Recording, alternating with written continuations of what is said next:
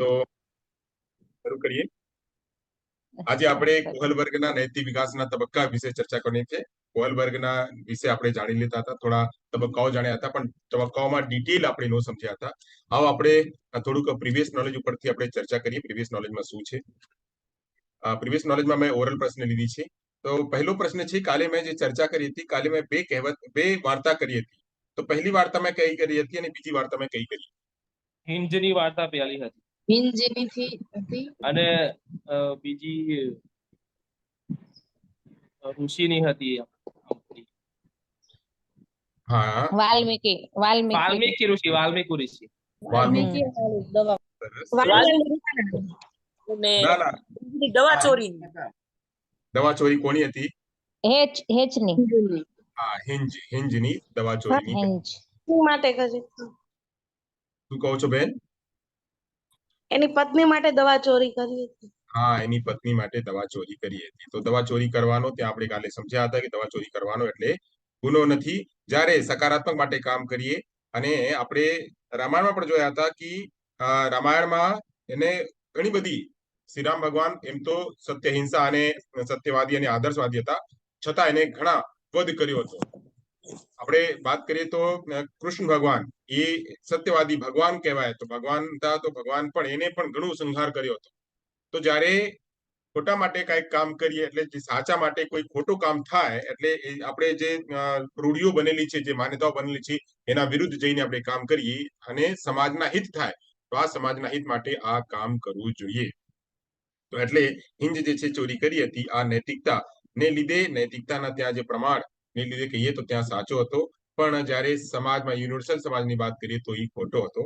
એટલે આપણે ક્યાંક કોઈ સમાજમાં આપણે વાત સાચી હોય છે, તો કઈક સમાજમાં એ જ વાત જે છે ખોટી હોય છે. આપણે વાત કરીએ તો ઘણા સમાજમાં આપણે જાનવરોને લીધે બધી વાત કરીએ તો આપણા સમાજમાં આપણે જેટલી સંસ્કૃતિઓ છે, જેટલા ધર્મો છે, આમાં એક સમાજમાં કઈ બીજી રીતે લોકો એને વર્તે છે અને બીજી સમાજમાં કોઈ બીજી રીતે વર્તે છે. તો એ એક દરેક સમાજના, દરેક સંસ્કૃતિના જે છે નિયમો, રૂઢિઓ બનેલી છે, એ જ રીતે જે છે લોકો વર્તે છે. સરસ. તો આપણે એ વાત કર્યા હતા, પણ એક મેં હજી વાર્તા કરી હતી. આ વાર્તા કોઈ ન કીધા કે કઈ વાર્તા હતી. સૌથી પહેલા મેં એ જ વાર્તા કરી હતી, એક મૂવીની વાર્તા. દ્રશ્યમ 2 સર. દ્રશ્યમ 2 ની દ્રશ્યમ અજય દેવગણ વાળી. દ્રશ્યમ 2 ત્યાં પણ મોરલ ડાયલેમા હતો. ત્યાં પણ મોરલ ડાયલેમા હતો કે શું કરીએ, શું નહીં કરીએ, અને પછી લીધું કે આ જ કરવું જોઈએ. સરસ. ચાલો, હવે એક પ્રશ્ન થઈ ગયા અને બીજા પ્રશ્ન પર થઈ ગયા. હવે આવીએ આગલા પ્રશ્ન પર. તો આગલા પ્રશ્ન હું પૂછું છું, આપ લોકોને ખબર છે ને, હું એક અહીંયા શબ્દ લખું છું, શબ્દના આપ લોકો મને એનું જવાબ જે છે આપજો કે આ શબ્દ શેનાથી લાગે છે. તો પહેલો પ્રશ્ન થઈ ગયો હતો, બીજો પ્રશ્ન પર થઈ ગયો હતો, અને ત્રીજો પ્રશ્ન થઈ ગયો હતો. ચોથા પ્રશ્ન પર આવીએ. ચોથા પ્રશ્નમાં હું લખું છું, અહીંયા લખું છું, આ લખેલ છે એનું અર્થ શું અને ક્યાં એનું કામ કરવામાં આવ્યું છે. આ લખું છું, બધાને દેખાય છે ને? નથી દેખાતું સર. ના,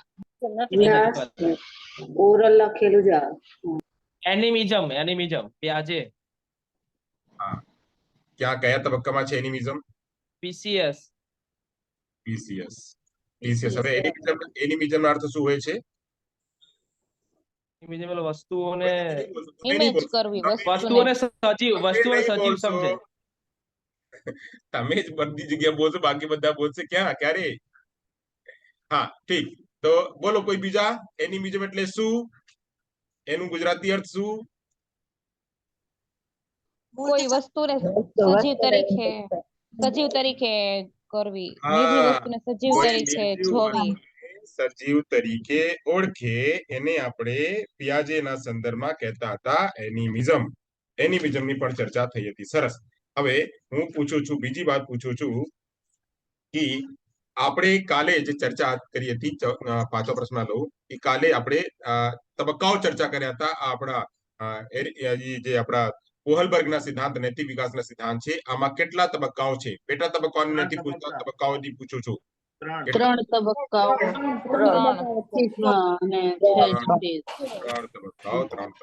3 તબક્કાઓમાં શું?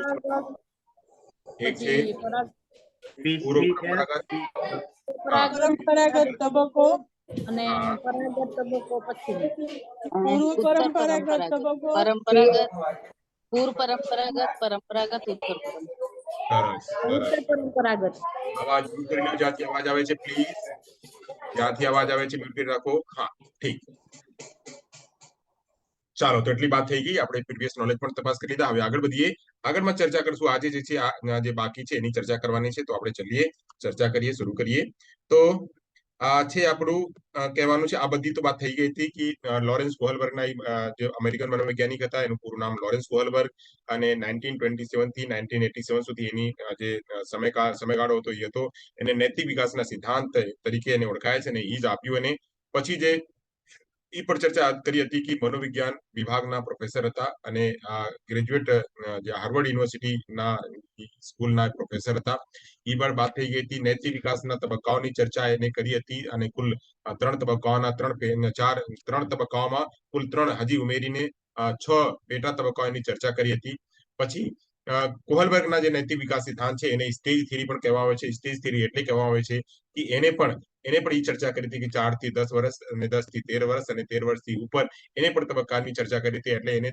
થિયરી સ્ટેજ થિયરી એટલે તબક્કાની થિયરી પણ એને ઓળખવામાં આવે છે પણ એ તબક્કા જે છે આ નૈતિક વિકાસના તબક્કાઓ પર છે અને એ જે છે જે કોહલબર્ગ જીન પિયાજેના સિદ્ધાંત ઉપરથી એને કામ કર્યું હતું અને જીન પિયાજેથી કાફી પ્રભાવિત હતા અને એનું જે સિદ્ધાંત હતો જીન પિયાજેના એ સિદ્ધાંતને એને જે રૂપાંતરણ કર્યું અને રૂપાંતરણ કરીને એને ચર્ચા કરી મોરલ ડેવલપમેન્ટ કેવી રીતે થાય છે એની ચર્ચા કરી પછી કોહલબર્ગના જે સિદ્ધાંત છે કોહલબર્ગના સિદ્ધાંતને એકદમ તબક્કાવાર એને ચર્ચા કરી જે લોરેન્સ કોહલબર્ગ છે એને આ તબક્કાવાર ચર્ચા કરી તબક્કાવારમાં અહીંયા તબક્કા બધું લખેલ છે કે પહેલા તબક્કા બીજા તબક્કા ત્રીજા તબક્કા ચોથા તબક્કા પાંચમા તબક્કા છઠ્ઠા તબક્કા આ 6 પેટા તબક્કા છે આમાં 3 તબક્કાઓ છે જેને આપણે કહીએ છીએ પહેલા પૂર્વ પરંપરાગત તબક્કા બીજા પરંપરાગત તબક્કા અને પછી ત્રીજી જે છે ઉત્તર પરંપરાગત તબક્કા તો આ તબક્કાઓમાં અલગ અલગ જે છે એને સ્ટેજો પર ઉલ્લેખ કરી હતી પછી આપણે ચર્ચા કર્યા હતા કે આ જે છે એને આ કેવી રીતે આ ચર્ચા કરી આ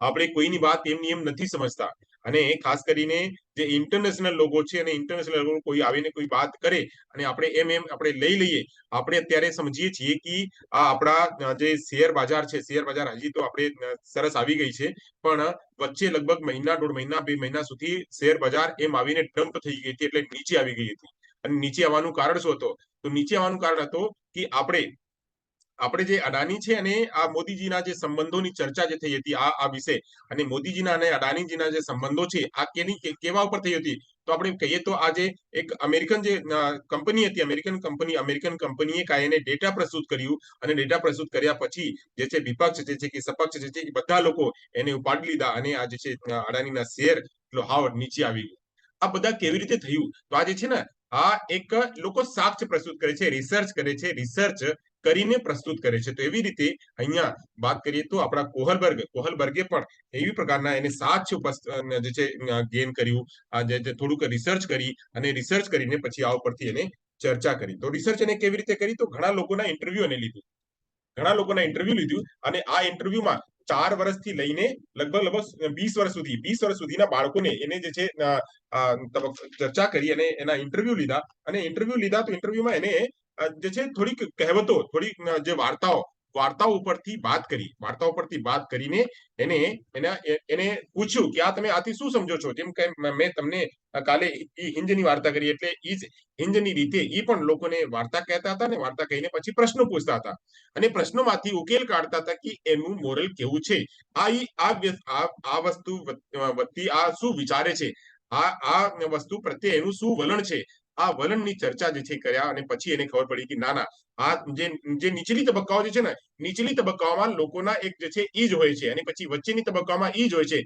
પછી જે છે હાયર જે ઉચ્ચ તબક્કામાં જઈએ તો ઉચ્ચ તબક્કામાં ઈ જ હોય છે તો એને જે છે એને આ તબક્કાવાર જે છે એની ચર્ચા કરીને તબક્કાવાર ચર્ચા એટલે કરી કે એને ઇન્ટરવ્યુ લીધા અને ઘણા સાક્ષ્યો એકઠો કર્યો અને એકઠા કરીને આમાંથી એને આ જે સિદ્ધાંતો બનાવ્યા અને એને પુસ્તકમાં એક પીરવ્યા પુસ્તકમાં જે છે એને લખ્યા પુસ્તકમાં લખીને આજે એનું મહા નિબંધ હતો શોધ હતો આ સુમન મને રજૂ કર્યો અને એ શોધ જે છે મોટા ભાગના લોકોની સામે આવ્યું જ્યારે લોકોની સામે આવે તો એ લોકોને ખબર પડી કે ના એવા પ્રકારના તબક્કા પણ હોઈ શકે અને આમાં સત્યતા તો છે બધી સત્યતા નથી કેમ કે દરેક કોઈ પણ માણસ જે છે પૂર્ણ નથી હોતા એટલે આની સિદ્ધાંત પણ પૂર્ણ નથી એની પર ચર્ચા આગળ કરશું તો આ જે છે એની જ્યારે સિદ્ધાંતો બનાવ્યા અને તબક્કાઓને નિર્ણય કર્યું તો તો કહે છે કે આ જે તબક્કાઓ છે બસ માત્ર એક જ જગ્યા નથી. આપણે અમેરિકામાં જે અધ્યયન કર્યા તો અમેરિકામાં જે લાગુ નથી પડતો એ જે છે બ્રાઝિલમાં પણ લાગુ પડે, એ શ્રીલંકામાં પણ લાગુ પડે, એ ચાઇનામાં પણ લાગુ પડે, ઇન્ડિયામાં પણ લાગુ પડે, બધી જગ્યા લાગુ પડે છે. તો બધી જગ્યા લાગુ પડે છે. જે તબક્કાઓ છે એ તબક્કાઓ સાર્વત્રિક હોય છે. તો તબક્કાઓની સાર્વત્રિક રીતે જે છે એને રજૂ કર્યું, એટલે એની જે થિયરી છે આ બધાની સામે સ્વીકાર્ય થયું. અને એટલે એની થિયરી જે છે, શું આ કોહલબર્ગ જરીએ મારી આ નથી કોહલબર્ગ, મારી પણ ઘણા કોહલબર્ગ છે, હું પણ એક કોહલબર્ગ છું, પણ હું એક કોહલબર્ગ તરીકે આવું અને હું કોઈને કહું કે મારી વાત સાંભળી લો, તો મારી વાત કોઈ એમ નિયમ નો સાંભળે જ્યાર સુધી હું રિસર્ચ કરીને, જ્યાર સુધી હું એને એનાલિસિસ કરીને લોકોની સામે એના પક્ષ અને વિપક્ષ નહીં પ્રસ્તુત કરશું, ત્યાર સુધી લોકો મારી વાત સાંભળશે નહીં. એટલે એને એક અલગ તરીકેથી આઉટ ઓફ ધ બોક્સ જઈને વિચારીને એ સિદ્ધાંત જે છે એને રજૂ કર્યું, અને લોકો જે છે આ સિદ્ધાંતને સમજ્યા અને એના પુસ્તકોમાં લીધા. અને ખાસ જે છે નાના બાળકો માટે ઈચ્છે હતું, તો આને નાના બાળકોમાં જ્યારે એજ્યુકેશન આપીએ તો એજ્યુકેશનમાં અને દરેક સમાજમાં એજ્યુકેશન સાથે સાથે ત્યાંની મોરાલિટી તો ગણવામાં આવે જ છે.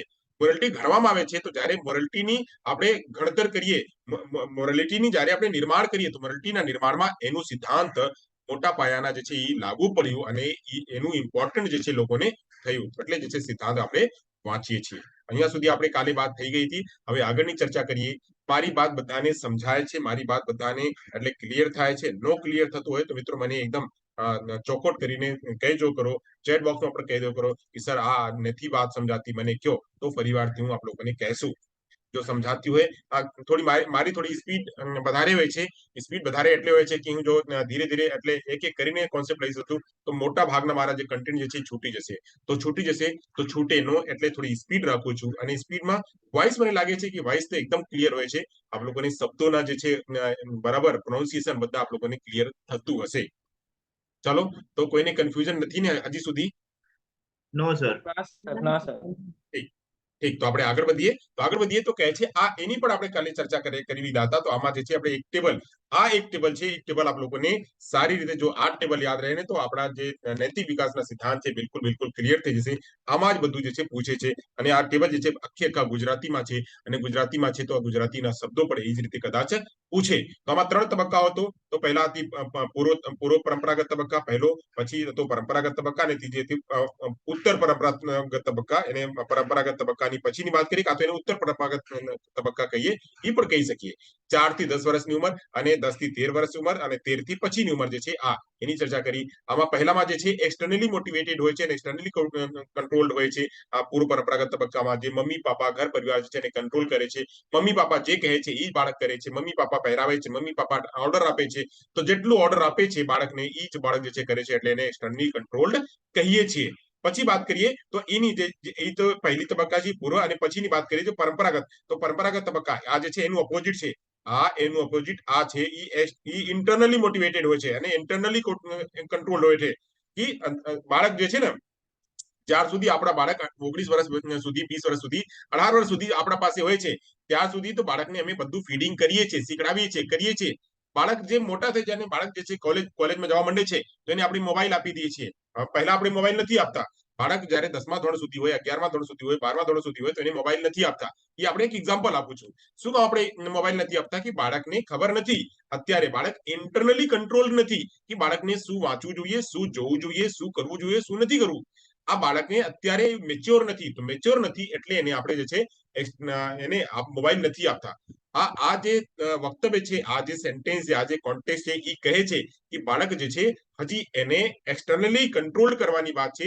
જ્યારે મોટા થઈ જાય, 12મા ધોરણમાં જાય, કોલેજમાં જવા માંડે, તો એની જે છે મેચ્યોરિટી થોડી વધી જાય છે. અને મેચ્યોરિટી જ્યારે વધી જાય, તો એને આપણે જ્યારે મોબાઈલ આપીએ કે એને એકલા કંઈક કામ કરવા માટે આપીએ, જિમ્મેદારી આપીએ, તો બાળક કરી શકે. કેમ કે જે છે ઇન્ટરનલી કંટ્રોલ્ડ હોઈ જાય છે. અને ઇન્ટરનલી એને સાચો અને ખોટોમાં અર્થ એને ખબર પડી જાય છે, કોણ સાચો છે, કોણ ખોટો છે, કોણ મારા પ્રત્યે સાચો વાત કરે છે, મારા પ્રત્યે જે છે મારી જાતની રીતે મને આમ નહીં કરે છે.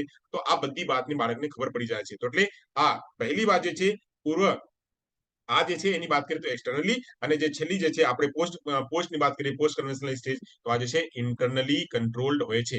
હવે વચ્ચેની વાત કરીએ તો વચ્ચેની વાત જે છે આ બંને વાતમાં આવે છે. ક્યારેક જે છે આ એક્સટર્નલી કંટ્રોલ કરે છે, તો ક્યારેક જે છે એ ઇન્ટરનલી કંટ્રોલ પણ થાય છે. તો આની વચ્ચેની વાત છે, આ જે છે પિલરની વાત છે. તો આમાં શું શું થાય છે એની વાત જે છે કરશું આગળ જઈને. તો આમાં જે છે વખાણની ઈચ્છા કરે છે, આ સામાજિક નિયમોને જે છે પાલન પણ કરે છે, આ બધી પ્રક્રિયાઓ જે છે કરે છે. આની ઉલ્લેખ મેં કરી હતી, એની વિસ્તારમાં ઉલ્લેખ જે છે આગળ કરશું. ચાલો આગળ વધીએ, આગળની ચર્ચા કરીએ. તબક્કાના વર્ણન અને બધી તબક્કા જે છે અહીંયા વર્ણન થઈ ગયા હતા. આગળ વધીએ, આગળમાં ચર્ચા કરશું તો કહીશું આપણે અહીંયા બે વાત છે. એક છે ઇથિકલ ડાયલેમા એટલે મોરલ ડાયલેમા. એક છે મોરલ અને ઇથિકલ એક જ શબ્દ છે, થોડું સિનોનિમ છે, થોડુંક અંતર છે, બહુ વધારે નથી. એટલે તો મોરલ ના શબ્દ મોરલ છે અને ઇથિકલ ના સંદર્ભ ઇથિકલ છે. મોરલ ની વાત કરીએ ને તો નૈતિક એટલે કે આ આપણે એક તરફથી સમજીએ ને, મોરલ એટલે એક્સટર્નલી જે લોકો કહે છે અને અમે આત્મસાતીકરણ કરી લીધા, એટલે એને ઇન્ટરલાઇઝ કરી લીધા. મમ્મી કીધું કે આ આપણા ભગવાન છે, આપણા ઈષ્ટ દેવતા છે, તો એની ઈષ્ટ દેવતા આપણે સમજી લીધા. એવી રીતે કોઈ બીજા સમાજના બાળક છે તો કહે છે કે આ ઈસુ જે છે ને, ઈસુ આપણા ભગવાન છે, તો એને આપણે સમજી લીધા. કોઈ કહે છે કે આપણા જે છે આપણા મુહમ્મદ પૈગંબર મુહમ્મદ, તો પ્રોફેટ મુહમ્મદ, તો પૈગંબર મુહમ્મદ કહીએ, કાં તો એને પ્રોફેટ મુહમ્મદ કહીએ. તો પ્રોફેટ મુહમ્મદ જે છે ને એ આપણા ઈષ્ટ છે, એને આપણે જે છે ભગવાનને એને પૂજીએ.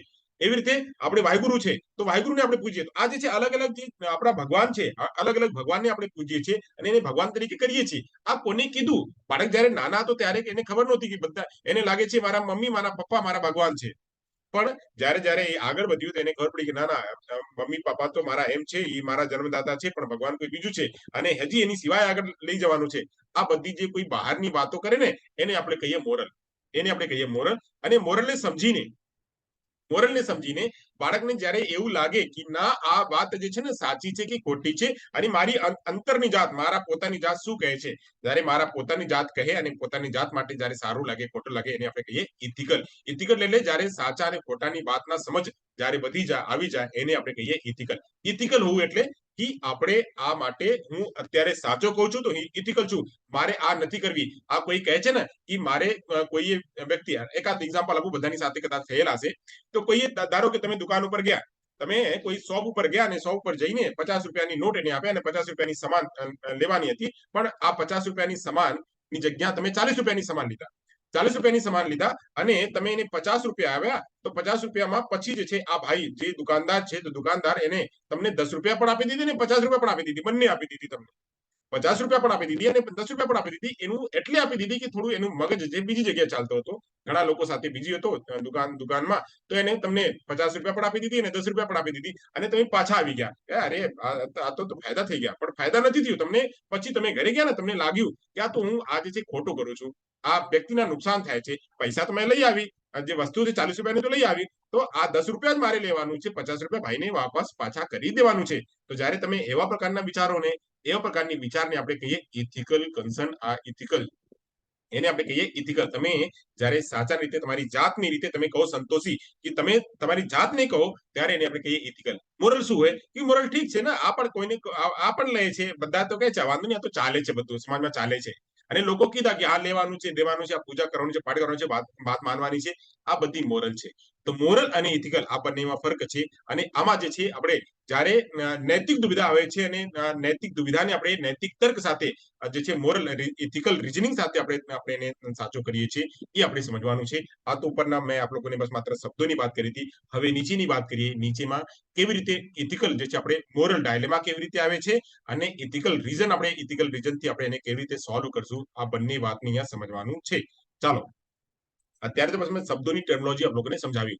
હવે વાત કરીએ નૈતિક દુવિધા એટલે શું. તો જ્યારે સાચા ખોટા વિશે નિર્ણય ન કરી શકવાની પરિસ્થિતિને નૈતિક દુવિધા, અહીંયા દુવિધા લખેલ છે, તો નૈતિક દુવિધા કહેવાય છે. જ્યારે કોઈ વ્યક્તિ સાચા અને ખોટા વાત કરવાની જો ન કરી શકે, એને આપણે કહીએ નૈતિક દુવિધા. નૈતિક દુવિધામાં અત્યારે ઘણા એક્ઝામ્પલ છે મારી પાસે એક્ઝામ્પલ છે. એક એક્ઝામ્પલ મારા એકદમ લેટેસ્ટ એક્ઝામ્પલ છે, આપ લોકોને ખબર પડશે. મારી એક વિદ્યાર્થીની છે, વિદ્યાર્થીની જો કોઈ કહી લો, તો એને ઘણી વાર કીધા કે ભાઈ આ ટેટની પરીક્ષા આવી છે, તો પરીક્ષાના ફોર્મ ભરી દો. તો પછી આ ટેટની જે આપણી એસ્ટેટની પરીક્ષા, તો એસ્ટેટની પરીક્ષામાં તો ઘણા સમજાવ્યા છતાં જે છે ફોર્મ એને ન ભર્યું. હવે ન ભર્યું પછી પાછા ખબર પડી કે આ ફોર્મ ન ભર્યા. કેમ ન ભર્યા? તો ફોર્મ નો ભર્યા, કેમ ન ભર્યા? તો આની પછી એને ખબર પડી કે કદાચ એની વચ્ચે આ કોઈ પણ વ્યક્તિ સારા કામ કરવા માટે, આગળ જવા માટે કોઈ પણ વ્યક્તિ જે છે એને એ નથી લાગતો કે હું આગળ ન જાઉં, બધા વિચારે છે, પણ એની પાછળ કદાચ એવું હશે કે ઘરની પરિસ્થિતિ બરાબર નહીં હશે, કાં તો અત્યારે માનસિક રૂપથી તૈયાર નહીં હશે, કાં તો જે છે આ જે છે અત્યારે એની બીજી કોઈ કન્ડિશન હતી, તો બીજી કન્ડિશન કે ઘરની પરિસ્થિતિ કે કોઈ ત્રીજી કન્ડિશનની લીધે એને જે છે મોરલ ડાયલેમા છે કે હું ફોર્મ ભરું કે ન ભરું, ફોર્મ ભરું કે ન ભરું, ફોર્મ ભરું કે ન ભરું, અને ફોર્મ ભરવામાં ડેટ વહી ગઈ, ડેટ વહી ગઈ, અને ડેટ વહી ગઈ તો પછી હવે જે છે ઈ અત્યારે આ પોતાની જાતને કોસે કે કોઈ બીજા એને કોસે કે કોઈ ત્રીજા એને કોસે, ઘરવાળા એને કરે કે આ તારે આ કરી લેવાનું હતું, અને બધાને જયારે જોબ લાગી જાય તેને લાગે અરે યાર હું ત્યારે વિચારી લીધા હોત તો, ત્યારે વિચારી લીધા હોત તો આ જે અસમંજસની કન્ડિશન છે ને, અસમંજસની કન્ડિશનને આપણે કહીએ છીએ મોરલ ડાયલેમા, એને આપણે કહીએ નૈતિક દુવિધા. જ્યારે કોઈ વ્યક્તિ એક કામ કરવા માટે, આ એક કામ કરવા માટે એને લાગે કે હું આગળ જાઉં, પાછળ જાઉં, આગળ જાઉં, પાછળ જાઉં, જ્યારે આગળ અને પાછળની કન્ડિશન આવે એને આપણે કહીએ છીએ મોરલ ડાયલેમા. અને મોરલ ડાયલેમા થાય છે કેવી રીતે? મોરલ ડાયલેમા જ્યારે એક જ કન્ડિશનના બે તબક્કા હોય છે, બે ભાગ હોય છે, એને આ નિર્ણય લેવામાં તકલીફ હોય છે કે આ તરફ મારા મમ્મી છે, આ તરફ મારા પપ્પા છે, તો શું કરું? અહીંયા એક એક્ઝામ્પલ હજી આપ લોકોને આપું. એકવાર શું થયું કે એટલે બહુ સરસ મજાના એક્ઝામ્પલ છે, અહીંયા એક્ઝામ્પલ આપ લોકોને એટલે સમજવા જેવા છે. તો એકવાર થયું શું કે એક છોકરા હતા, અને એક છોકરા બહુ સરસ મજાના તૈયારી કરતા હતા, અને તૈયારી કરતા એટલે જે છે કરતા થઈ ગયા, કરતા થઈ ગયા, કરતા એટલે કે કોઈ છોકરી સાથે એને જે છે આ સંબંધ થયા, અને આ બધા એક સાથે પ્રેમમાં થયા, અને પ્રેમમાં થયા પછી જે છે એને વાત કરી કે હાલો આપણે લગ્ન કરી લઈએ, તો લગ્ન પણ કરી લીધા. હવે લગ્ન કરીને લઈ આવ્યા અને ઘરે લઈ આવ્યા, અને મમ્મી પપ્પા આ લગ્નથી રાજી ન હતા. મમ્મી પપ્પાને તો પહેલા જ લાગે કે આ છોકરા મારી વાત નો આપણે આને બીજી જગ્યાએ લગ્ન કરી લીધી.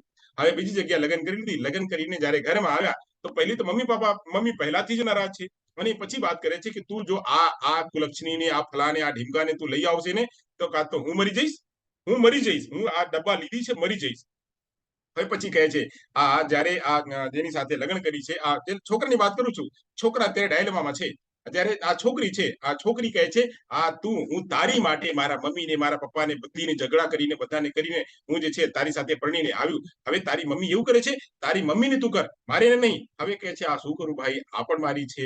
હવે મમ્મીને કહું કે આ મારી પત્નીને કહું, કહે છે તારી મમ્મી એક કનસ્તર અને એક ડબ્બો કેરોસીન લીધી છે ને, હું જે 2 ડબ્બો કેરોસીન લીધી છે. હવે અમારી જો માચિસ છે એટલે તીરી અને બાકસ લગાડીને અત્યારે જ હું જે છે આત્મદાહ કરી લઈશ. અને આ પત્ની જે છે, પત્ની પણ કહે છે અત્યારે જ હું આત્મદાહ કરી લઈશ. હવે વિચારે છે શું કરું, આ પત્ની પણ મારી છે અને આ મમ્મી પણ મારી છે, હવે કોને બચાવું? આ બધા જે છે આ બાકસ લઈને ઉભા છે, હવે મારે જ કરી લેશું, હવે મારે કરી લેશું.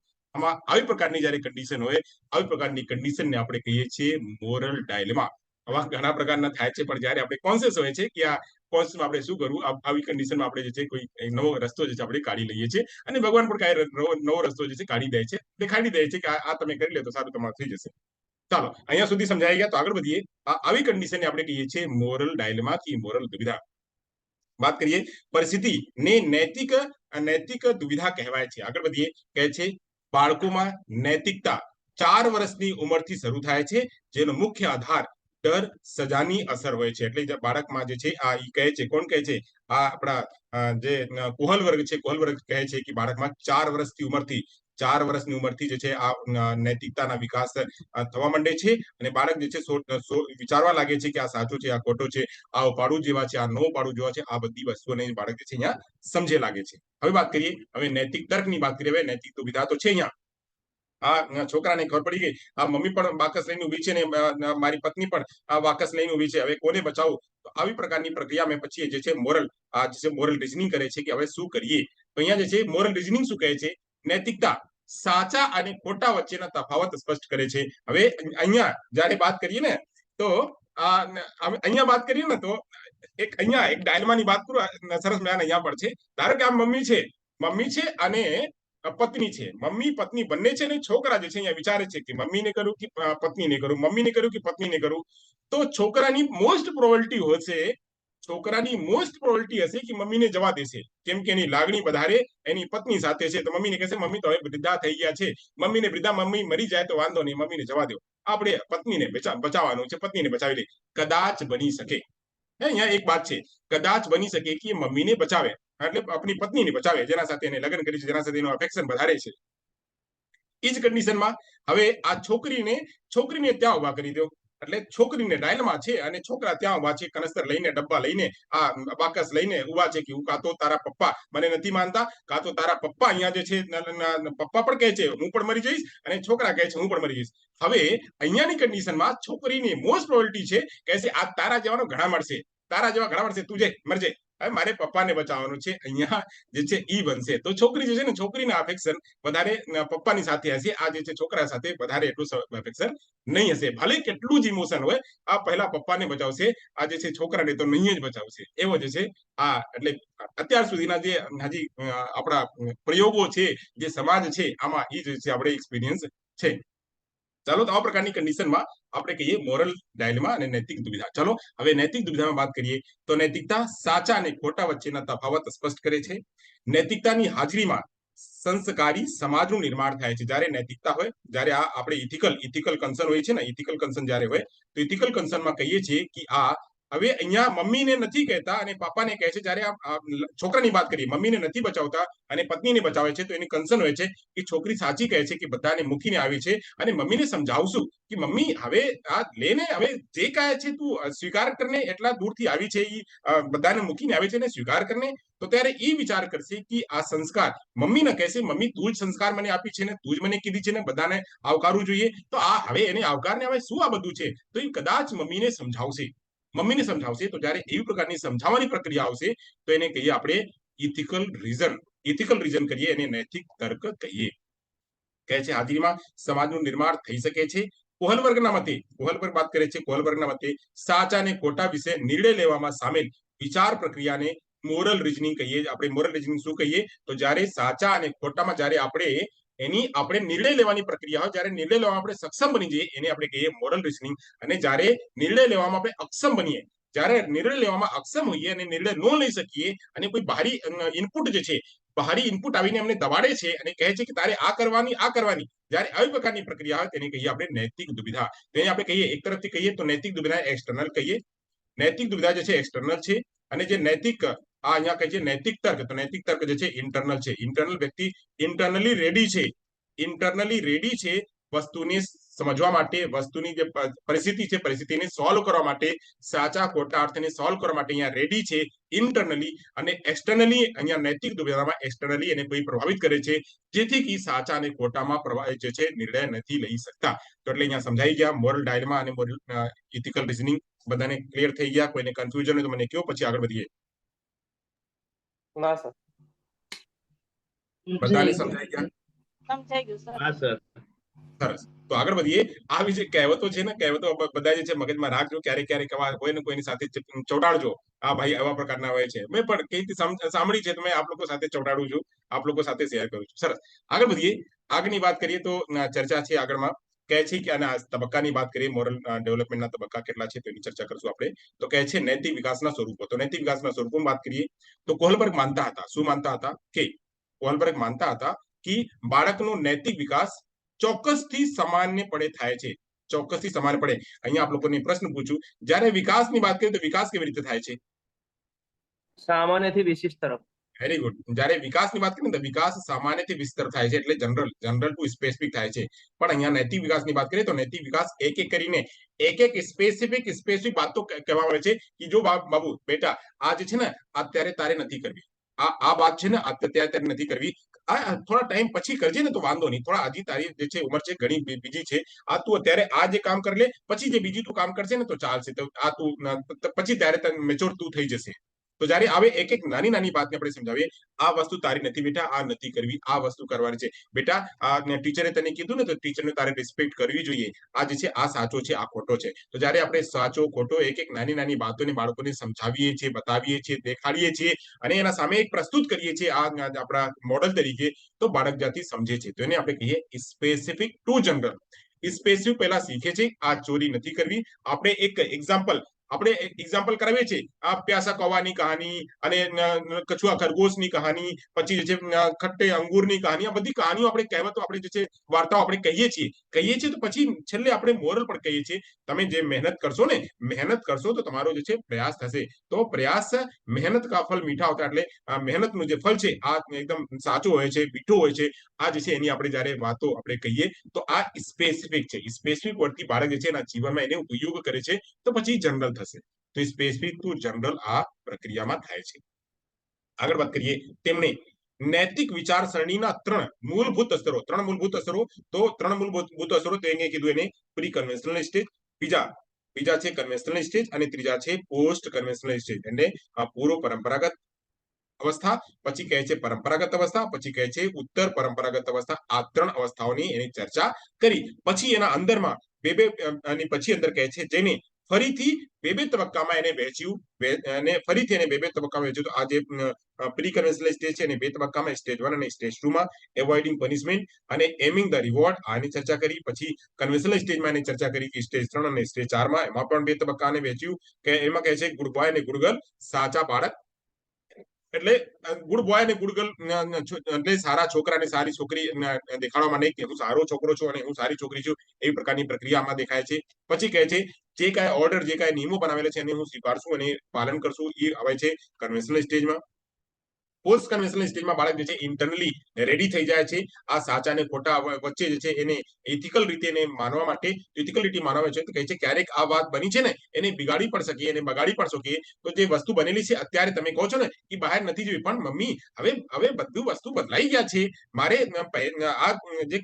કપડા પહેરવાનું છે, પહેરીને જવા દો ને, મારે બહાર જવા દો ને, હું શું છે આમાં, એકલા જવા દો ને. તો જયારે આ બાળક એવા તૈયાર થઈ જાય, છોકરા હોય કે છોકરી હોય, તૈયાર થઈ જાય બધી પરિસ્થિતિઓને માણવા માટે, તો એ જે છે એને આપણે સ્ટેજ નંબર 3 કહીએ છીએ justice and spirit of the લો.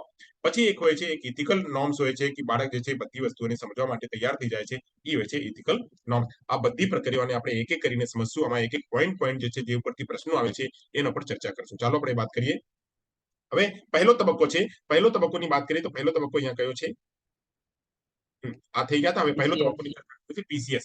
પીસીએસ એટલે પૂર્વ પરંપરાગત તબક્કા, જે 4 થી 10 વર્ષ સુધી ચાલે છે. 4 થી 10 અહીંયા દેખાય છે ને કે કઈ એટલે અટકી જાય છે.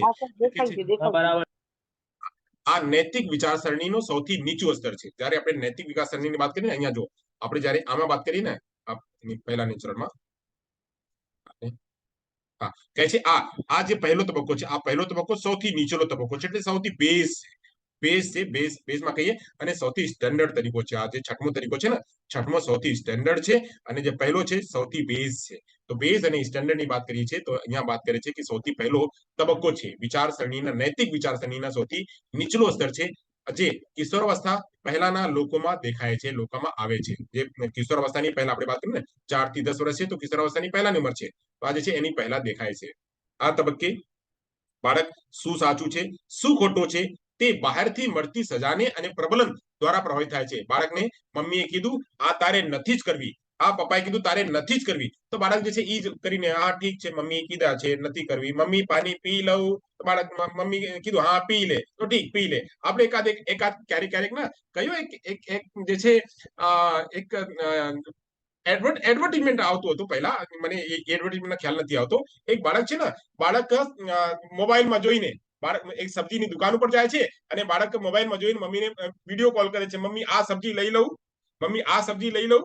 તો એ જે છે હાજી મમ્મીના ઓર્ડર ફોલો કરે છે. મોટા થઈ ગયા છે, બહાર ભણે છે અને મોટા થઈ ગયા છે, ગ્રેજ્યુએશન કરે છે અને બીજી કોર્સ કરે છે, હજી જે છે નાના છે, હવે મમ્મીના ઓર્ડર ફોલો કરે છે. કહેવામાં છે ભાઈ હવે પૂરું કરને. અને બીજી તરીકેમાં કહે છે એટલે 5G ના શાયદ કદાચ 5G ના નેટવર્ક છે, કદાચ આઈડિયાના કે વોડાફોનના કઈક નેટવર્કના પ્લાન હતો આમાં, વિડીયોમાં કહેતા હતા.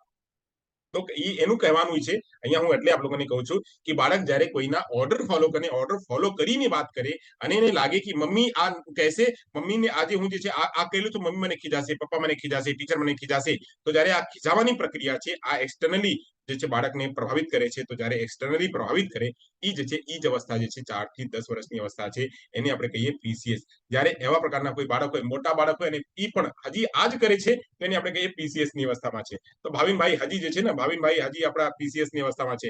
બહારના જે છે ભાવિનભાઈના એટલે ભાવિની વાત કરીએ, ભાવિ એટલું એને જેટલું જેટલું કહેતા હશે એ જ ભાવિનભાઈ કરતા હશે. એમ છે ભાવિનભાઈ?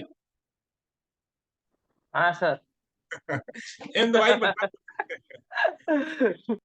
બધા પુરુષો એમાં જ હોય છે કે ભાઈ જેટલું જે છે આપણી પત્ની કહે એટલું કરવાનું. તો બિલકુલ સાચી વાત છે. આપણે પીસીએસ ની અવસ્થામાં એટલે તો બસ એક હસી મજાક છે. પીસીએસ ની અવસ્થા બાળક જે છે નાનોમાં હોય છે. ચાલો આગળ વધીએ. કહે છે આ સ્તરમાં નૈતિકતા પર વાહ નિયંત્રણ છે, એની ચર્ચા થઈ ગઈ છે. વાહ નિયંત્રણ હોય છે. Hello sir. હા બેન. સામંજસ્ય ગણાય સર, એમાં કઈ પીસીએસ થોડું ગણાય પત્નીનું માનવું એ તો. ના ના, એટલે તો બસ અમને સમજતા આપને કહું છું. એ તો આપણે ઉપર જઈએ તો આપણી પાસે ખ્યાલ હોઈ જાય કે શું સાચો છે શું ખોટો છે, પત્ની શું સાચો કહે છે શું ખોટો કહે છે. બધી વાતની પત્નીને થોડી સમજતા હોય, કાંઈક ઇગ્નોર પણ કરે છે. હા એટલે એ કહેવા દો, એનું કહેવાની આદત છે, કહેવા દો. તો જયારે કહેવા દો એ સમજે તો ત્યારે તો ઉપરની અવસ્થા છે. ચાલો, હા તો બસ સમજતા કહેતો હતો. આગળ જઈએ. કહે છે જો બાળક બાહ્ય નિયંત્રણને લીધે વર્તનને નૈતિક અથવા અનૈતિક ગણે, બાહ્ય વર્તન જે મમ્મી પપ્પા કહે છે કે આ સાચો છે, આ ખોટો છે, આ નહીં કરવાનું, આ કરવાનું, તો આ જયારે 2-3 છોકરાઓ રમતા હતા અને 2-3 છોકરાઓ રમતા રમતા એક છોકરા કહે છે આ તું આની જમ્પ કરી છે, જમ્પ કરી છે, આ એક બાઉન્ડ્રી છે, બાઉન્ડ્રીને જમ્પ કરીને જતું, આ જે છે આ બોલ લઈ આવ. મમ્મીએ કીધું છે બાઉન્ડ્રી બહાર નહીં જવાનું, મમ્મીએ કીધું છે બાઉન્ડ્રી બહાર નહીં જવાનું, તો નહીં જશું. અને છોકરાઓ જે છે એને ઉપાડીને બહાર ફેંકે છે, કહે છે ના રે ના, મારી નથી, રડવા માંડે છે. તો ત્યારે આવી પ્રકારની પ્રક્રિયા જયારે રડવા માંડે અને ન જવા માટે તૈયાર હોય, આ એને એક્સટર્નલી મોટિવેટ કરે છે. એક્સટર્નલી જે છે એને પ્રભાવિત કરે છે. એ પ્રકારની પ્રક્રિયાને આપણે કહીએ કે આ પીસીએસ માં દેખાય છે. તો વાહ નિયંત્રણને લીધે વર્તનને નૈતિક અથવા અનૈતિક ગણે તો તેની નૈતિક તર્ક શક્તિ પૂર્વ પરંપરાગત સ્તરની તરીકે ઓળખાય છે. આપણે આ પણ સમજ્યા. મેં જે એક્ઝામ્પલ આપણને કીધી કે 4-5 છોકરાઓ, ફરી વાર એક્ઝામ્પલ આપણને રિપીટ કરું છું. 4-5 છોકરાઓ રમે છે અને ઘણી વાર જે છે બાળકો ક્યારેક ઘરમાં બહાર હોય ને તો નૈતિક અનૈતિક કરી લે, એટલે તો બહારથી કમ્પ્લેન આવે છે કે આ તમારા છોકરા એમ કરી દીધા, આ તમારો છોકરી એમ કરી દીધી, આ તમારો છોકરો એમ કરી દીધો, એટલે કમ્પ્લેન આવે છે. તો આ આપણે કોઈ બાળકો રમે છે અને કોઈ એટલે કોઈ ઝાડ ઉપર છે, ઝાડ ઉપરમાં કોઈ એટલે જમરૂકના કોઈ ઝાડ છે કે આપણે સફરજનના કોઈ ઝાડ છે કે આપણે કોઈ પણ કેરીના ઝાડ છે અને અત્યારે કેરી આવી છે તો કેરી ઉપર ચડી ગયા તોડવા માટે, અને ત્યાં સામે જે કેરીના જે ઝાડના જે માલિક છે એને એકદમ સખત કરી છે કે ના, કેરી ઉપર ચડવાનું નહીં. અને પછી જે છે એને ખબર છે કે કેરી ઉપર ચડશું મને સજા મળશે, કેરી ઉપર ચડશું મને સજા મળશે.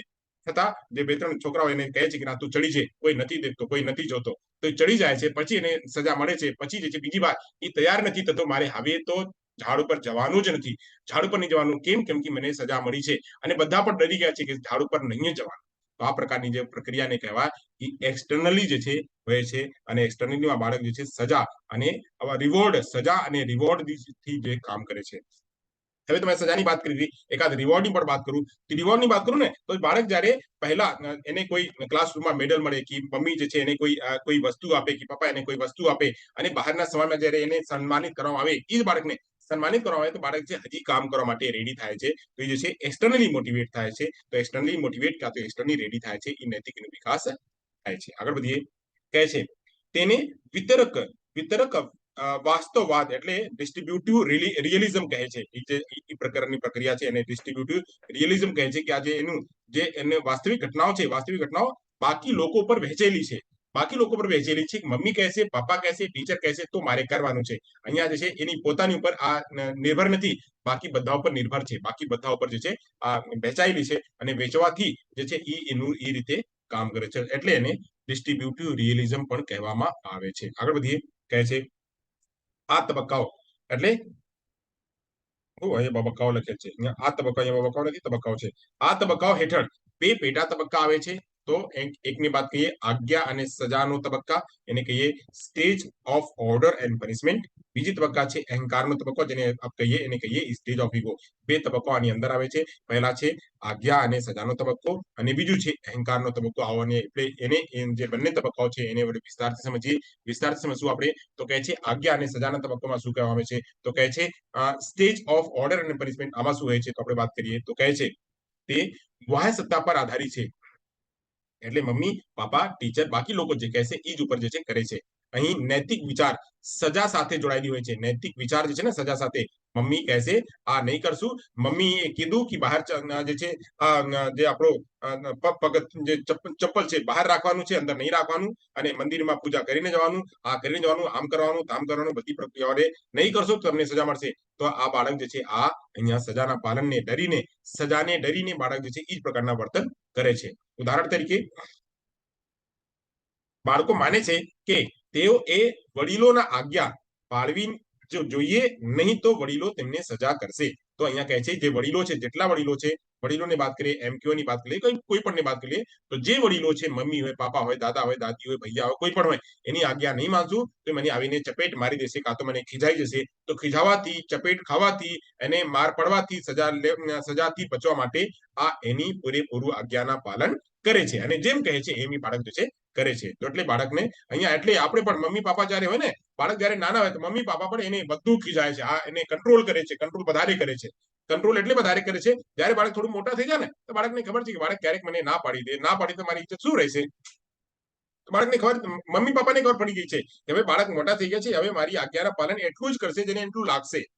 તો જયારે બાળક નાના છે, બાળકને એ મમ્મી પપ્પાને ખબર છે કે બાળક છે બધી વાતોને મારી બધી વાતોને સમજશે. તો જયારે બધી વાતોને સમજશે તો આ જે તબક્કા છે, આ તબક્કાને આપણે કહીએ છીએ PCS કી જે છે પૂર્વ પરંપરાગત અવસ્થા. હવે વાત કરીએ આગળની વાત છે સ્વીકૃત વર્તન બાળક દ્વારા પુરસ્કારો મેળવવા અથવા સજા ટાળવા માટે પણ કરવામાં આવે છે. આપણે વાત કરીએ તો એને જેટલું પુરસ્કારો આપશું બાળક એટલું જ છે સારા કામ કરશે, અને જેટલું એને સજા આપશો તો સજામાં જે એનું નકારાત્મક વલણ છે એ એનું ઘટશે. આની આધારે જે છે આ પહેલો તબક્કો છે આજ્ઞા અને સજાનો તબક્કો પહેલો જે છે એના ઉપરથી બાળકના નૈતિકતાના વિકાસ થાય છે. આગળ વાત કરીએ હવે છે બીજો જે કાલે આપણે સમજ્યા હતા તો છે અહંકારનો તબક્કો. અહંકારનો તબક્કો એટલે ઈગોના સ્ટેજ ઓફ ઈગો છે. તો કહે છે તેને યાંત્રિક સાધન સાપેક્ષતા ઇન્સ્ટ્રુમેન્ટલ પર્પઝ પણ કહેવામાં આવે છે. યાંત્રિક સાધન એટલે જે છે આપણે જે વસ્તુઓ જે પહેલાથી કહેવાયેલી છે ને અને અંદરથી જે આવે છે, અંદરમાં જે છે એ અંદરની રીતે કહે છે. હવે અંદરની રીતે શું, આમાં એક સરસ એક્ઝામ્પલ છે કે તમે મને આપશો તો હું તમને આપશું, તમે મને આપશો તો હું તમને આપશું, આવી પ્રકારની પ્રક્રિયા કે જ્યારે તમે ગીવ એન્ડ ટેક ની વાત, તમે આપશો તો હું આપશું, આ અંદરની પ્રક્રિયા છે. એને પણ કહે છે કે મારી જાતને સંતોષ ત્યારે થશે જ્યારે તમે એટલી વાત મને આપશો, ત્યારે જે છે હું આ વાત નહીં કરશું. એટલે એને કહીએ છીએ ઇન્સ્ટ્રુમેન્ટલ પર્પઝ.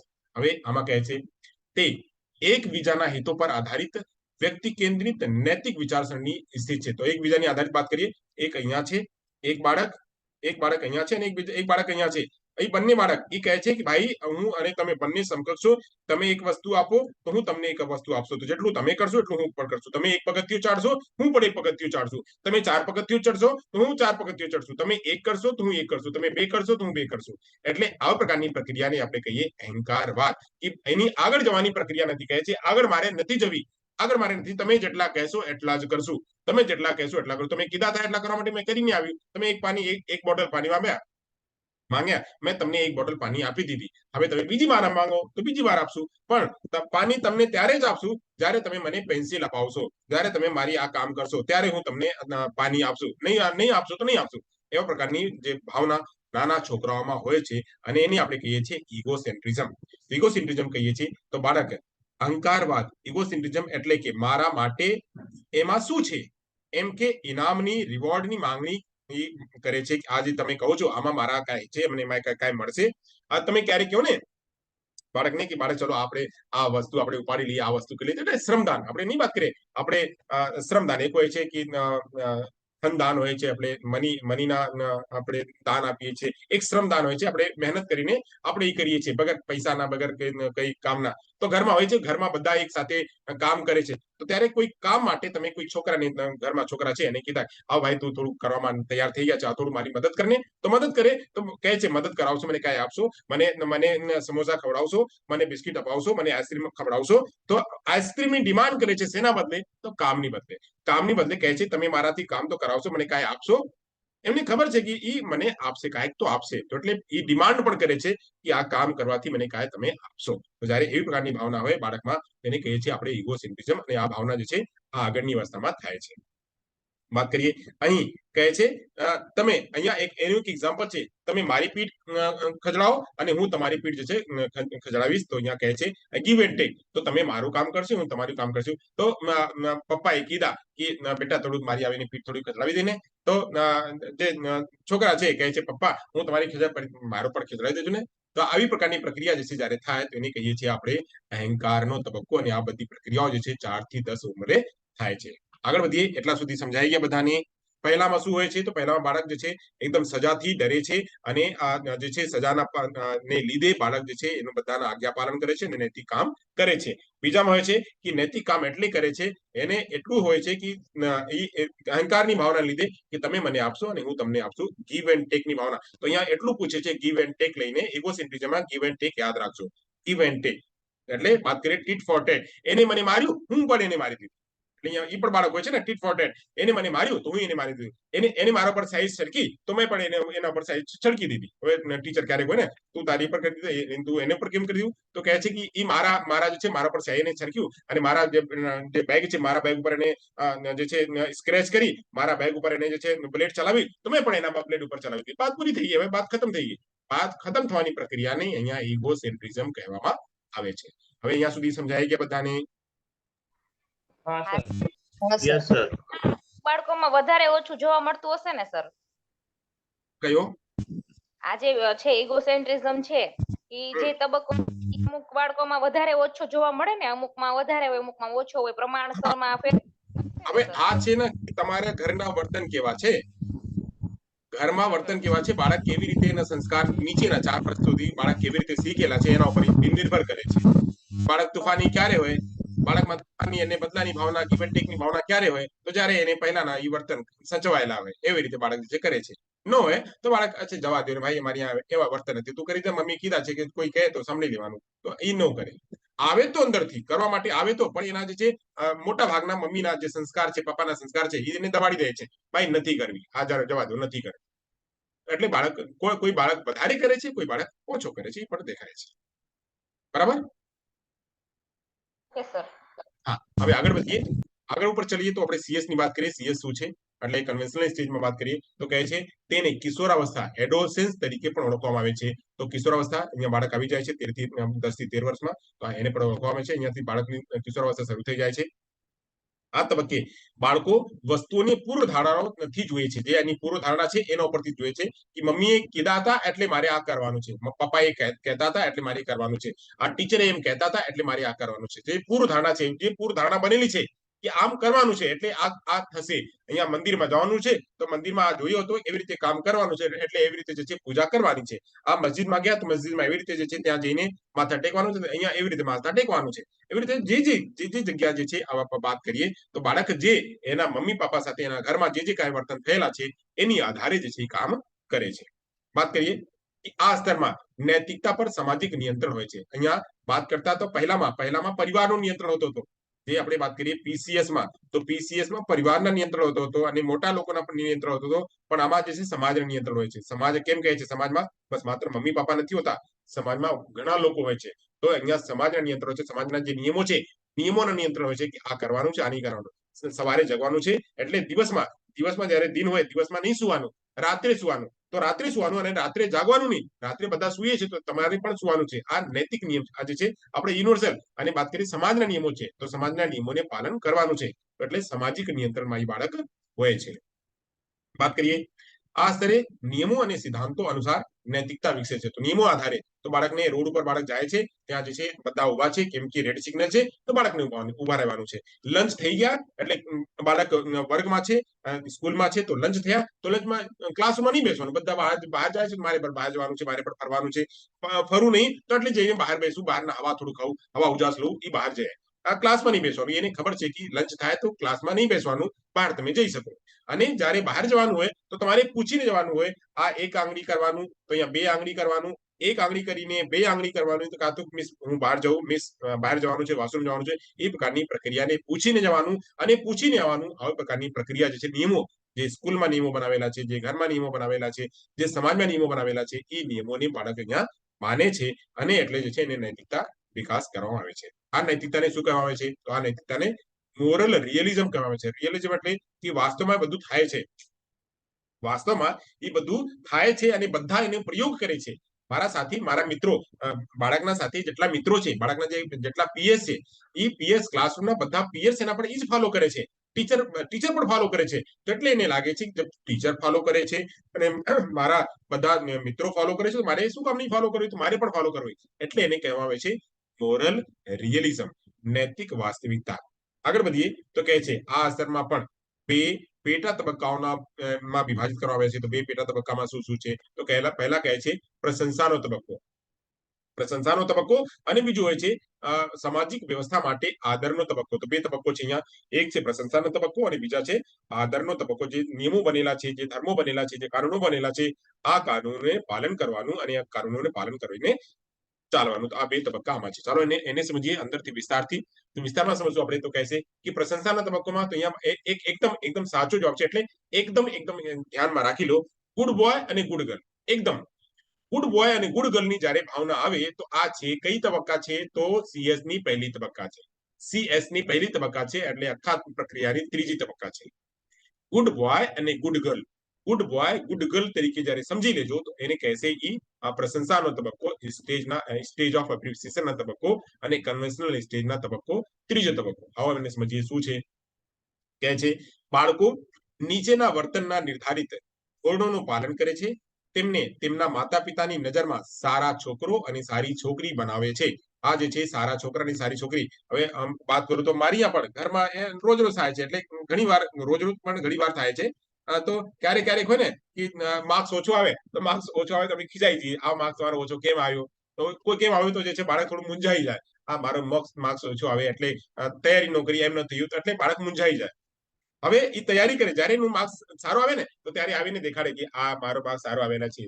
તો એને એપ્રિસિએશન ની ભાવના આવે કે મને કોઈ એપ્રિસિએટ કરે. અને બે બાળકો ને ઘરમાં, બે બાળકો હોય, 3 બાળકો હોય, 4 બાળકો હોય. મારી ઘરમાં તો બે જ, મારા છોકરા અને મારી છોકરી છે, એટલે બેબી બાબા. તો આ બંને જે છે ને, તો બંનેમાં કોમ્પિટિશન હોય કે મારે સારું દેખાવાનું છે તો મારે સારું દેખાવાનું છે, મારે સારું દેખાવાનું છે, મારે સારું દેખાવાનું છે. એટલે ક્લાસમાં પણ હોય અને ઘરમાં પણ હોય. તો જયારે બાળક એના વર્તનથી, એના કામોથી, એના બધી પ્રક્રિયાઓની વર્તનથી બાળક જે છે સારો દેખાય, એ સારા કામ કરે અને મમ્મી પપ્પા એને એપ્રિસિએટ કરે, વાહ વાહ, સરસ સરસ સરસ સરસ, તો એને જે છે અંદરથી એક લાગણી આવે, હજી મારે સારો કરવાનો છે. તો આ પ્રકારની ભાવના જે છે આ અવસ્થામાં આવે છે. આગળ વધીએ તો કહે છે આ તબક્કાના મુખ્ય ધ્યેય અન્યને ખુશ કરવાનો અથવા સ્વીકૃત મેળવવાનો છે, અને જેથી તેનું વખાણ થઈ શકે. એટલે જે છે બધાને અહીંયા ખુશ કરવાનું છે, બધાને ખુશ કરીને ચાલવાનું છે. બધાને દાદી પાણી માંગે છે તો દાદી મારી વખાણ કરે છે એટલે દાદીને પાણી આપવાનું. દીદી પણ મારી વખાણ કરે છે એટલે દીદી જે માંગે એને કરવાનું. આ જે છે ને, આ આંટી મારું વખાણ નથી કરતી, આંટી મારી વખાણ, આંટીને નહીં કરવાનું. ભાઈ આંટી મને રોજ ખીજાય છે, અને જે અંકલ છે મને રોજ ખીજાય છે, આંટી અંકલે નહીં કરવાનું. પપ્પા રોજ ખીજાય છે, પણ પપ્પાને તો ના ન પાડી શકીએ, તો પપ્પાને કરી લઈએ. એ પ્રકારની પ્રક્રિયા જે છે સ્કૂલમાં પણ. અવાજ મ્યુટ કેટલું બેન? તો અહીંયા જે છે વખાણની જયારે ઈચ્છા હોય, એપ્રિસિએશનની બાળકના જયારે ઈચ્છા હોય, તો આ ઈચ્છાને જયારે પૂર્તિ થાય અને એ ઉપરથી કામ કરે, એને આપણે કહીએ ઈની અવસ્થા. આ બધી અવસ્થાઓ જે છે ને, આ એમની એમ નથી કહેતા. જે લોરેન્સ કોહલબર્ગ છે એમને એમ નથી કહેતા, એને ઘણા પ્રયોગો કર્યા, ઘણા ઇન્ટરવ્યુ લીધા, અને ઇન્ટરવ્યુમાંથી એને આ વિચારો કર્યું અને આનેમાંથી એને લીધું, એને અલગ અલગ બાયફર્કેટ કર્યું કે આમાં એવું થાય છે બાળકમાં, આમાં એવું થાય છે ને આમાં એવું થાય છે. એવી રીતે જયારે બાળક આ CS ની અવસ્થામાં આવે છે, 10 થી 13 વર્ષની અવસ્થામાં આવે છે, તો બાળકમાં આવા પ્રકારની પ્રક્રિયાઓ જે છે દેખાય છે. બાળક ગુડ બોય અને ગુડ ગર્લ દેખાવા માંડે છે. આગળ વધીએ તો કહે છે ચોથી અવસ્થા છે સામાજિક વ્યવસ્થા માટે. જે છે સામાજિક વ્યવસ્થા માટે એનું આદર. તો જે સામાજિક વ્યવસ્થા, જે સામાજિક નિયમો બનાવેલા છે, આ સામાજિક નિયમોનું પાલન કરવું. તો બધાને ખબર છે કે આ જે છે આ સૂકો કચરો અલગ રાખવાનું છે, ગીલો કચરો અલગ રાખવાનું છે. અહીંયા જે છે કોઈ પણ કચરો જે છે એમ ફેંકવાનો નહીં, કોઈ પણ જગ્યા સ્પીટ નહીં કરવાનું, થૂકવાનું નહીં, કોઈ પણ જગ્યા જે છે કોઈને ચોરી નહીં કરવાનું, કોઈને ખોટું નહીં બોલવાનું. તો જયારે આવું ખોટું પ્રક્રિયા હોય, જયારે આવું સાચું હોય, અને જયારે કોઈ આવા પ્રકારના એની ઊંધો કોઈ કામ કરે, તો બાળક તરત જ જઈને બોલી દે છે આવું નહીં કરવાનું ભાઈ, આવું નહીં કરવાનું, આવું ખોટો છે. તો બાળકને તમે કોઈ આપ્યા અને બાળક જે છે, ધારો કે બાળક જે છે, તમે બાળકને કોઈ સફરજન કે બાળકને કોઈ કેળો આપ્યા, અને બાળક કેળો ખાઈને એનો જે છિલકો છે, છિલકો એમને એમ નથી ફેંકી દેતા, એ લઈ જઈને ડસ્ટબિનમાં રાખે છે. તો ડસ્ટબિનમાં નાખે છે તો ડસ્ટબિનમાં નાખવાનું અર્થ શું કે બાળકમાં એવું વર્તન વિકાસ થઈ ગયા છે અને બાળકમાં જે ખબર છે કે બાળકની આવા નિયમો હોય છે જ્યારે ઘરમાંથી બહાર જાઓ તો સ્વિચને બંધ કરીને જાઓ, જ્યારે ઘરમાં આવો તો સ્વિચને રાખો, અને જ્યારે લાઇટના તમને ઉપયોગ હોય ત્યારે જે ઇલેક્ટ્રિસિટીના ઉપયોગ કરો, જ્યારે તમને લાગે તો ફોનનો ઉપયોગ કરો, જ્યારે તમને લાગે તો ડેટાનો ઉપયોગ કરો, જ્યારે ન લાગે તો ડેટાને બંધ કરી દો. આવા પ્રકારની પ્રક્રિયાને જે છે બાળકને નિયમોની ખબર પડી જાય છે અને એના બાળક જે છે પાલન કરે છે, એને ફોલો કરે છે. એવી રીતે સ્કૂલમાં જે નિયમો બનેલા છે સ્કૂલના નિયમો બાળક જે છે પાલન કરે છે. યુનિફોર્મ પહેરીને જવાનું છે, નેલ ને બધું ક્લિયર કરીને કટ કરીને જવાનું છે, બાલ એકદમ બિલકુલ સારો કરીને જવાનું છે, જે છે ટાઈ પહેરીને બેલ્ટ પહેરીને બધું જે છે યુનિફોર્મ સાથે જવાનું છે. આ યુનિફોર્મના વગરના દિવસે યુનિફોર્મ વગરના દિવસે જવાનું છે. આ બધી પ્રક્રિયાઓ જે છે બાળક અહીંયા માને છે. એટલે સોશિયલ સિસ્ટમના જેટલું કાંઈ નિયમો છે આ નિયમોના આદર કરવાનું આ અવસ્થામાં થાય છે. તો કહે છે સમાજ વ્યવસ્થા કાયદો ન્યાય ફરજો પર આધારિત છે. આ તબક્કામાં બાળક સામાજિકતાના ગુણોને આત્મસાત કરે છે અને એની રીતે ફોલો કરે છે.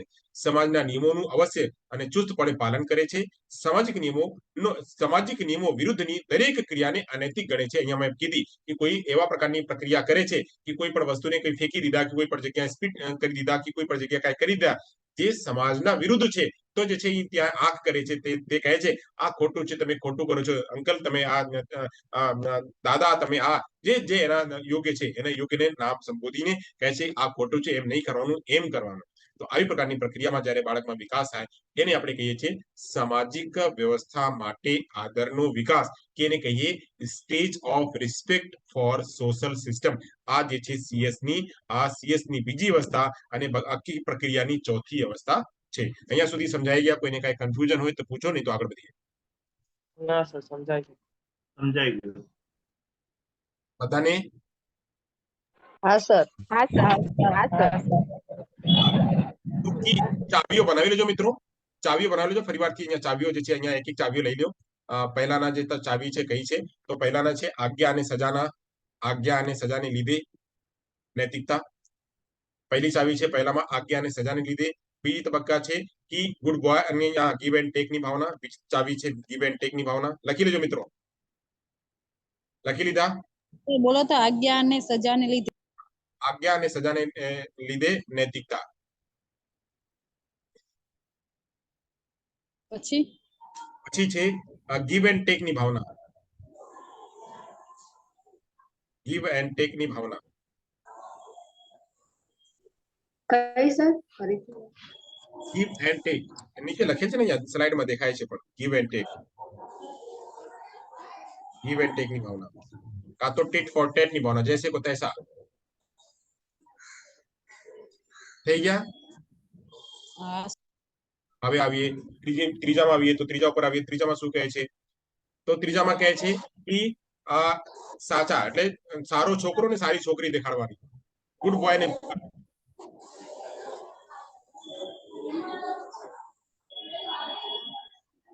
Good boy good girl.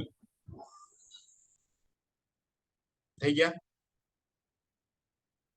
હા સર.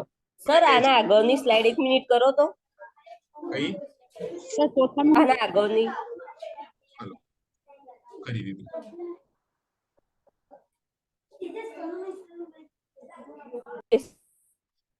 થઈ ગયા? હા સર. હવે ચોથું બોલો તો. ત્રીજા થઈ ગયા હતા ગુડ બોય ગુડ ગર્લ, અને ચોથા જે છે ચોથામાં સામાજિક નિયમોના ચુસ્તપણે પાલન કરવા. સામાજિક નિયમોના પાલન કરવા.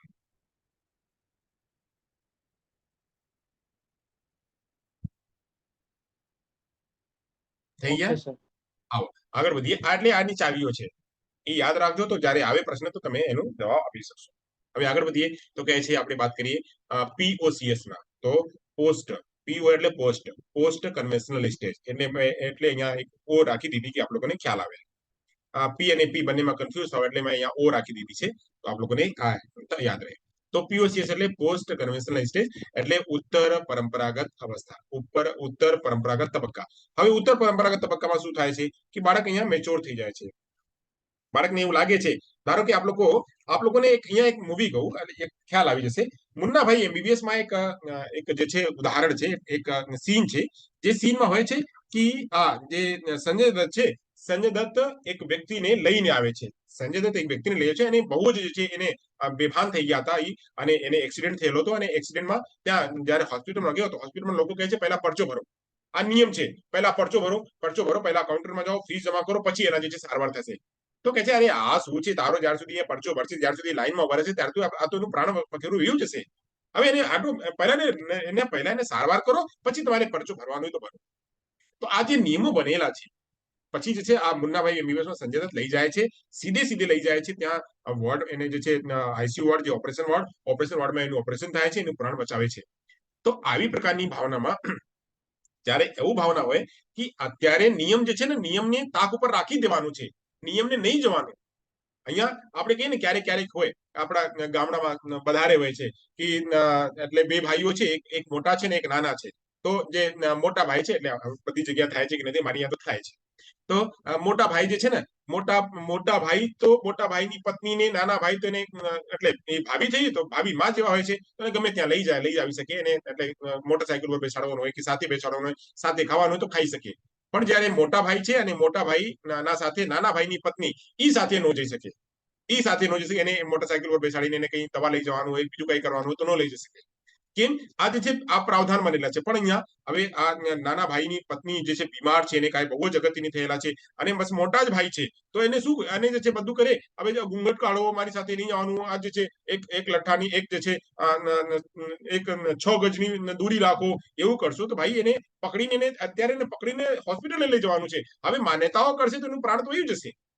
તો જયારે એવી પ્રકારની વાતો હોય તો ત્યાં જે છે માન્યતાઓને તાક ઉપર રાખવાનું અને તોડી દેવાનું, આ બાળકમાં જે છે વિકાસ થાય છે. એને ખબર પડી જાય છે ક્યારેક આવી સંભાવના બને છે. હવે સંભાવનાને લીધે નિયમ જે છે, બનેલો નિયમને તોડી દેવામાં આવે છે અને તોડી દેવું જોઈએ. આ પણ બાળકને ખ્યાલ આવી જાય છે અને બાળક એ રીતે વર્તન કરે છે. ચાલો અહીંયા સમજાઈ ગયા. બે ત્રણ મેં આપ લોકોને એક્ઝામ્પલ આપ્યું. કહે છે કે PCS માં આને યંગ એડલ્ટહુડ કહેવામાં આવે છે, એટલે યુવાની અવસ્થા કહેવામાં આવે છે. યંગ એડલ્ટહુડ એટલે યુવાન અવસ્થા પણ કહેવામાં એને આવે છે. કહે છે તેને સ્વસ્વીકૃત નૈતિક મૂલ્યો પક્ષ કહેવામાં આવે છે. બાળક જે છે એ સ્વસ્વીકૃતિ, કે અત્યારે મને આ લાગે છે, હું આ કહેશું, મને આ લાગે છે કરવા માટે હું કરું છું. તમને ખોટું લાગે, પણ મને લાગે છે આ ખોટું અહીંયા થાય છે એટલે ખોટું છે. એ બાળક જે છે ખોટું ને ખોટું કહી દે, સાચું ને સાચું કહી દે. તો એ બાળકને જયારે એવી પ્રકારની ભાવના આવે, આ પ્રકારની ભાવના આ તબક્કામાં થાય છે. કઈ તબક્કામાં? તો પોસ્ટ કન્વેન્શનલ સ્ટેજની 5મી, એટલે વાત કરીએ તો આખાની 5મી અને પોસ્ટ કન્વેન્શનલ સ્ટેજની પહેલી તબક્કા આમાં થાય છે. કહે છે આ તબક્કે વૈકલ્પિક માર્ગોની શોધ કરવાનું આવે છે અને પછી પોતાની વ્યક્તિગત લાભ, પર્સનલ બેનિફિટ માટે વર્તનનો માર્ગ જોવા મળે છે. અહીંયા મેં જેમ કીધી કે બાળકને અહીંયા લાગે છે કે ભાઈ આ ધારો કે અહીંયા એક એક્ઝામ્પલ હજી આપું, આપ લોકોને લાગશે કે એક વર્ગમાં એક છોકરા અને એક છોકરી, વર્ગમાં તો ઘણા છોકરાઓ ઘણી છોકરી, તો એક છોકરા અને એક છોકરી વચ્ચે બહુ જ ટસન છે અને છોકરા જે છે આ છોકરી સાથે એને લાગે છે કે એને થોડી મદદ કરવું અને એનું થોડું અફેક્શન છે છોકરી સાથે. પણ છોકરી એને જોઈને એકદમ જીલસ કરે છે, આ તું દૂર રહે, તું દૂર રહે. હવે દૂર રહે. હવે છોકરાઓ થોડા બીવે પણ છે. હવે એના પાસે જશું, એના પાસે કદાચ ખીજાશે. પણ એક દિવસ એવું આવ્યું કે છોકરીને કાંઈ વાગી ગયું, કાંઈ લાગી ગયું અને છોકરી કહે છે આવને ભાઈ આ મદદ કરને. હવે તું મને ખીજાશે, તું ગાંડા છે, પહેલા મારી મદદ કર, ખીજાવાનું પછી બહાર રાખ. પહેલા ઈ છોકરીની નિયમ બનાવી કે તારે દૂર રહેવાનું છે અને છોકરી કહે છે કે હવે આજે મને બચાવો. આ જે છે એવા પ્રકારની પ્રક્રિયાને નિયમની આધારે, બેનિફિટને આધારે જે છે આ બનાવવામાં આવે છે અને બગાડવામાં આવે છે. આ પ્રકારની ભાવના જે છે આ ઉંમરે થાય છે. ચલો, તો પર્સનલ બેનિફિટ થઈ ગયા. પર્સનલ બેનિફિટના આધારે બાળક જે છે નિયમોને, જે નૈતિકતાને બનાવે છે અને નૈતિકતાને બગાડી પણ દે છે. આગળ વધીએ. કહે છે વ્યક્તિગત નિર્ણયો સ્વપસંદ કરેલા સિદ્ધાંતો પર આધારિત હોય છે અને નૈતિક તર્ક વ્યક્તિગત આધારો અને ન્યાય પર આધારિત હોય છે. અહીંયા કહે છે કે જે એનું પોતાની અત્યારે જે જાત છે, પોતાની આધારે જે છે એ નૈતિક તર્ક પણ બનાવી લે છે અને જે છે એના ઉપરથી આ જે કાર્ય પણ કરે છે. આગળ કહે છે આ સ્તરમાં નૈતિકતા પર આંતરિક નિયંત્રણ હોય છે. અહીંયા આપણે વાત કરીએ તો આ જે સ્તર છે ને, પહેલાના સ્તરમાં બાહ્ય નિયંત્રણ હતો, પણ આ અવસ્થામાં આંતરિક નિયંત્રણ છે. બાળક પોતે એકદમ ડિસિપ્લિન છે અને પોતે ડિસિપ્લિન રહીને જે છે કામ કરે છે. આ સ્તર સહકારની નૈતિકતા સાથે પણ ઓળખવામાં આવે છે કે બધાને સહકાર કરવું જોઈએ. બધાને છે ત્યાં અહંકાર હતો, પણ અહીંયા સહકાર છે. ત્યારે અહંકાર હતું, તમે મને આપશો, હું તમને આપશું. અહીંયા કહે છે કે ભાઈ વાંધો નહીં, મને તમે નહીં આપશો ને વાંધો નહીં, હું તમારી મદદ કર્યો, તમને લાગે ક્યારેક તો આપી દેજો, ન લાગે તો પણ વાંધો નહીં. અત્યારે મને લાગે છે તમારી મદદ કરવી જોઈએ તો હું તમારી મદદ કરી દઉં છું. તો એ પ્રકારની ભાવના આ અવસ્થામાં આવે છે અને બાળક જે છે એવી પ્રકારની નૈતિકતા કરે છે હવે વાત કરીએ કે આ કોઈ છોકરા મોટા છોકરા છે અને મોટા છોકરા કોઈ રોડ ઉપરથી આવે છે અને રોડ ઉપર બેભાન થઈ ગયા છે, કાં તો કોઈ વિઝ્યુઅલ ઇમ્પેર્ડ કોઈ દિવ્યાંગ વ્યક્તિ આવે છે અને એને લાગ્યું કે એની મદદ કરવી જોઈએ તો બાળક મદદ કરી દે છે. એને નથી લાગતું કે ત્યાંથી ગીવ એન્ડ ટેક લેવાનું છે, હું આને મદદ કરશું પછી મને મદદ કરશે તો એની મદદ કરશું, એ પ્રકારની ભાવના નથી હોતી. બીજા એક એક્ઝામ્પલ આપું, બાળક બસમાં જાય છે કે બાળક કોઈ જગ્યા જાય છે અને કોઈ વૃદ્ધ વ્યક્તિ ઉભા છે કે કોઈ વ્યક્તિ ઉભા છે તો બાળક જે છે ત્યાંથી જે સીટ ઉપર બેસેલા છે સીટ પરથી ઉભા થઈને જે કોઈ બીજા વ્યક્તિ જે છે કોઈ પ્રેગ્નન્ટ લેડી છે કે કોઈ, એટલે એ બધું જ કેમ થાય છે કે જ્યારે આપણે મમ્મી પાપા સાથે ટીચર સાથે બધી કહાનીઓ બધી વાર્તાઓ બધા ટેલિવિઝનમાં બધી સૂચનાઓમાં બધા વાતાવરણમાં જોઈએ છીએ અને જોઈને આપણા સ્કીમા બની જાય છે કે આવું વર્તન જે છે કરવું જોઈએ. તો આવું વર્તન જે છે બસમાં કરે છે જ્યારે કે કોઈ પ્રેગ્નન્ટ લેડી છે કે કોઈ લેડી છે, કોઈ વૃદ્ધ મહિલા છે, કોઈ દાદી જેવા છે તો એ દાદી જેવાને વ્યક્તિને માન આપીને અહીંયા તેને બેસાડે છે અને ત્યાં ઉભા થઈ જાય છે. તે પ્રકારની ભાવના, સહકારની નૈતિકતા પણ બાળકમાં આવે છે. આ જે છે PCS માં બાળકમાં આવે છે. હવે એની થોડીક ચાવીઓ લઈ લઈએ અને એના જે 2 તબક્કાઓ છે એના ઉપર આપણે વાત કરી લઈએ. સર હેલો સાંભળું છું, બોલો. સર, આ ચોથું જે છે ને વ્યક્તિગત નિર્ણયો સ્વપસંદ કરેલા સિદ્ધાંતો પર, હા, એને ફરી વારથી સમજો. હા સેજ બને તો એક્ઝામ્પલ હોય તો આપીને સમજાવો. ચાલો કહી દઉં. ચાલો, તો અહીંયા કહે છે કે વ્યક્તિગત નિર્ણયો સ્વપસંદ કરેલા સિદ્ધાંતો પર આધારિત હોય છે. સ્વપસંદ કરેલા, તો અહીંયા એક એક્ઝામ્પલ આપણને કહ્યું, એકદમ સરસ મજાના આપ લોકોને એક્ઝામ્પલ સમજાઈ જશે. તો પહેલા જે છે ને mummy papa mummy papa mummy papa mummy papa mummy papa, હવે મમ્મી પાપા હતા.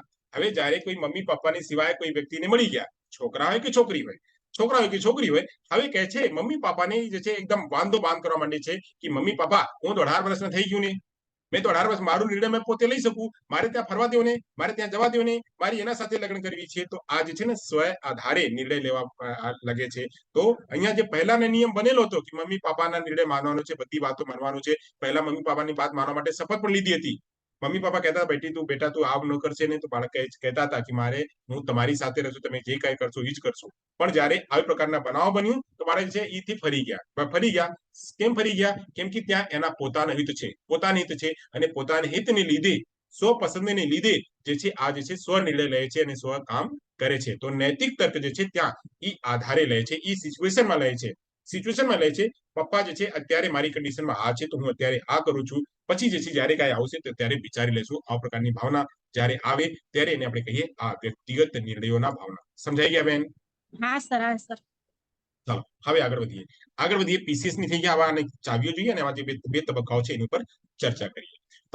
પહેલા છે સામાજિક કરારનો તબક્કો, સ્ટેજ ઓફ સોશિયલ કોન્ટ્રાક્ટ ની વાત કરીએ કે આવા કોન્ટ્રાક્ટ છે તો આવા કોન્ટ્રાક્ટમાં આપણે એટલું જ કામ કરશું, નહીં હોય. આપણે વાત કરીને અહીંયા જે ગુજરાતી કલ્ચર છે, એમ તો વધારે ગુજરાતી કલ્ચરની મેં જોયું છે, બાકી કલ્ચરમાં એવું તો નથી, પણ અહીંયા વધારે જોયું છે કે આપણે એક કોન્ટ્રાક્ટ છે કે 6 કલાકનું કામ કરવાનું, તો 6 કલાકમાં 1 મિનિટ પહેલા નહીં આવશું અને 1 મિનિટ મોડા પણ નહીં રહેશું.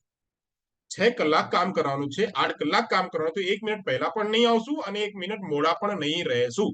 આવી પ્રકારની ભાવના કે કોન્ટ્રાક્ટ મારું કેટલું થયેલા છે 6 કલાકના, કોન્ટ્રાક્ટ મારું કેટલું થયેલા છે કે 8 કલાકનું, તો 8 કલાક જ કામ કરશું, એના ઉપર નહીં કામ કરશું, તમે ચાહે કોઈ પણ કામ કરી લો. તે પ્રકારની ભાવનામાં સોશિયલ કોન્ટ્રાક્ટની ભાવનામાં દેખાય છે. પછી એના ઇન્ડિવિડ્યુઅલ રાઈટ પણ દેખાય છે. આમાં ઘણા ફેરો છે, તો આપણે જોવાનું છે. થોડું એ હાયર છે, આ બધાની કરતા હાયર છે. એટલે અહીંયા આ જે બંને તબક્કો છે ને ધ્યાનથી સમજજો. આમાં પ્રશ્નો પૂછવામાં આવે છે. ચલો, કહે છે કે સમાજના નિયમોનું પાલન કરે છે, જે નિયમો છે એનું પાલન કરે છે. સમાજ સાથે કરારને જાળવવો કે તોડવો એ વ્યક્તિ પર આધાર રાખે છે. અહીંયા કહે છે ને સમાજના જે નિયમો છે, જે કરાર છે, આ કરારને રાખવો કે એને તોડવો પણ અહીંયા રાખે છે. ધારો કે અહીંયા કોઈ બાળક કોઈ જોબ પર ગયો તો પહેલા તો એને હતું કે પહેલા માની લીધું કે હું તમારી આ 4 કલાક 5 કલાક 6 કલાક કામ કરશું, પણ ત્યાં જે છે કામ નહીં, એને કીધું હતું પહેલા કે તમારે આજ કામ કરવાનું છે, પણ એને વધારે કામ આપે છે તો 1 મહિના કામ કર્યું, 2 મહિના કામ કર્યું, પછી ત્યાંથી પાછા આવી જાય છે. કહે છે આ મને ખોટા અને ગાંડા કામ કરાવે છે, તો આ મારે એની પાસે નહીં રહેવી. આ જે છે બીજી પણ કામ કરાવે છે, આ જે છે અહીંયા સારું વાતાવરણ નથી, આ મારે અહીંયા નથી રહેવી. તો જે છે પહેલા તો આ જે બંધન સાથે જોડાયો, પછી બંધનમાંથી નીકળી ગયું. આ પ્રકારની ભાવના પણ અહીંયા થાય છે. આ અવસ્થામાં થાય છે કે જે કરાર છે, કરારને માને પડશે અને કરારને જેમ એમ લાગે છે એને પણ બગાડે પડશે, એને તોડી પણ દે છે. પછી વાત કરીએ આ તબક્કામાં વ્યક્તિ વિચારવાનું શરૂ કરે છે કે કેટલાક મૂલ્યો, સિદ્ધાંતો અને અધિકારો ફાયદાથી ઉપર પણ હોઈ શકે. કહે છે અહીંયા કેટલા નિયમો, કેટલા કાયદો જે છે ને એના ઉપર પણ હોઈ શકે, કે આપણે વાત કરીએ કે અત્યારે છે આવો કામ કરવાનું છે, કેટલા મૂલ્યો છે ને કે મૂલ્યોને આપણે કરીએ તો જ હોય. હવે કોવિડ પીરિયડમાં બધું શાંત થઈ ગયા હતા, બધું જ, કોઈ પણ કામગીરી ન થતી હતી અને કેટલી અગત્યની કામ હોતી હતી. કોઈ પણ કામ, મારે તો આજે સ્કૂલમાં જવાનું છે, મારે આજ કામ નહીં કરશો તો આ બગડી જશે. હવે જયારે કોવિડ પીરિયડ તો બધા સ્કૂલ હોય કે જે કાંઈ બધું બંધ હતું, ઘરમાં જ રહેવાનું છે, એનું જે એટલું બીજી શેડ્યુલ પણ આ શાંત થઈ ગયો હતો. તો આ જે છે એવી પ્રકારની પ્રક્રિયામાં જયારે એ પ્રકારની સિચ્યુએશન આવે તો આ સિચ્યુએશન તમારા ધાર્મિક જે છે મૂલ્ય, બાકી મૂલ્યોથી પણ જે છે એ વહી જાય છે. એટલે આ પ્રકારની ભાવના જયારે આવે તો ત્યારે એવા વર્તન કરવાનું એ બાળક જે છે શીખી જાય છે. જયારે એકદમ ઇમરજન્સી પીરિયડ હોય તો ત્યારે નિયમોને જોવાનું નહીં, નિયમોને બગાડીને તમારે પણ કામ કરવું જોઈએ. આ બાળક અહીંયા શીખી લે છે.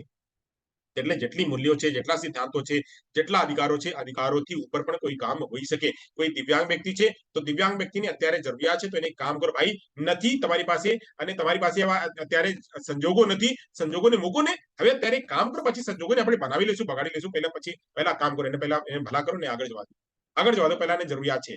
હવે હું રોમાં છઠ્ઠા રોમાં છું અને છઠ્ઠા રોમાં છું, મારી અગત્યનું કામ છે, મારે લેવાનું છે, પણ મને લાગે છે કે મારે હજી કામ વહી જશે. પણ જે પાછળના વ્યક્તિ છે એકદમ ઇમરજન્સી છે, હવે આને લાઈનની બધી મૂકો, પહેલા એની સારવાર કરો. તો આવી પ્રકારની ભાવનામાં જયારે હોય આ નિયમો, બનેલા નિયમો બગાડે આ જે છે આ અવસ્થામાં થાય છે. તો આગળ વાત કરીએ. કહે છે વ્યક્તિ વાસ્તવિક સામાજિક પ્રણાલીઓને મૂલ્યાંકન તે જ દૃષ્ટિકોણથી કરવાનું શરૂ કરે છે જે વ્યક્તિઓને મૂળભૂત અધિકારો અને મૂલ્યોના રક્ષણ કરે એવી રીતે કરી શકે. તો અહીંયા કહે છે કે આ જે મૂલ્યો છે, જે પ્રણાલીઓ છે, એને એ જ રીતે વિચારવાનું અને એ જ રીતે માનવાનો પ્રયાસ કરે છે જે બધાના રક્ષણ કરે અને એનું પણ રક્ષણ કરે, એ જ રીતે જે છે કરે છે. અને જે સમાજના પણ રક્ષણ કરી શકે, એટલે સમાજમાં એ કામ જે છે થઈ શકે સારી રીતે. એ જ રીતે અત્યારે કોઈ નિયમ બનેલો છે અને સમાજને લીધે સારું નથી અને મારી લીધે પણ સારું નથી તો એને નહીં માનશે. અને જયારે જે છે આ સમાજને લાગુ છે ને બધી રીતે થાય છે તો એને માની લેશે. તો માનશે પણ અને ક્યારેક એવી સ્થિતિમાં ના પણ માનશે. આ લાઈનમાં કહે છે કે સામાજિક રીતે કોઈ પણ પ્રણાલી છે તો એને એ જ રીતે મૂલ્યાંકન કરે છે અને એ જ રીતે કામ કરવાનું શરૂ કરે છે જે એનાનું રક્ષણ કરે છે અને એના માટે લાગુ પડે છે. તો આ હતી સહયોગ. તો અહીંયા સામાજિક કરારનો તબક્કો, સામાજિક કરારના તબક્કો અહીંયા એની જે ચાવી છે એની ચાવી લખી લેજો કે આમાં નિયમ બની પણ શકે અને નિયમ બગડી પણ શકે. આ એના જે ફાયદો છે, વ્યક્તિગત ફાયદાના આધારે નિયમ બની પણ શકે અને નિયમ બગડી પણ શકે. આ એનું ચાવી છે. આગળ વધીએ વાત કરીએ સામાજિક વ્યવસ્થા માટે. હવે જે કાંઈ હોય સામાજિક વ્યવસ્થા માટે જ કામ કરવાનું છે. આપણી પોતાની હિત માટે તો આપણે પછી વિચારશું, પણ સામાજિક હિત માટે જે કોઈ કામ કરીએ આપણે સમાજના હિતને દૃષ્ટિકોણને રાખીને કરીએ. તો આ ભાવના અહીંયા આવી જાય છે અને સૌથી ઊંચી ભાવના છે. આ સૌથી ઊંચી ભાવના આપણે જયારે વાત કરતો હતો ત્યારે ઈડ ઈગો અને સુપર ઈગોની મેં વાત કરતો હતો. તો એ સુપર ઈગો જે છે ને, અહીંયા સુપર ઈગોની વાત કરે છે કે સુપર ઈગોમાં શું હોય? સુપર ઈગો બધાની માટે કામ કરે છે, ઈડ પોતાની માટે કામ કરે છે. અને ઈગો જે છે ને કહે છે કે તમને લાગે તો સાચું લાગે તો સાચું કરી લો, ખોટું લાગે તો ખોટું કરી લો. કોઈ નથી વિચારતા, કોઈ નથી જોતા તો તમે મીઠાઈ ખાઈ લો. આ પ્રકારની એક્ઝામ્પલ મેં આપ્યું હતું, ઉદાહરણ મેં ત્યારે આપ્યું હતું કે તમને કોઈ નથી જોતા, તમે જે છે સ્વીટ, તમારી ભૂખ લાગી છે તમે ખાઈ શકો.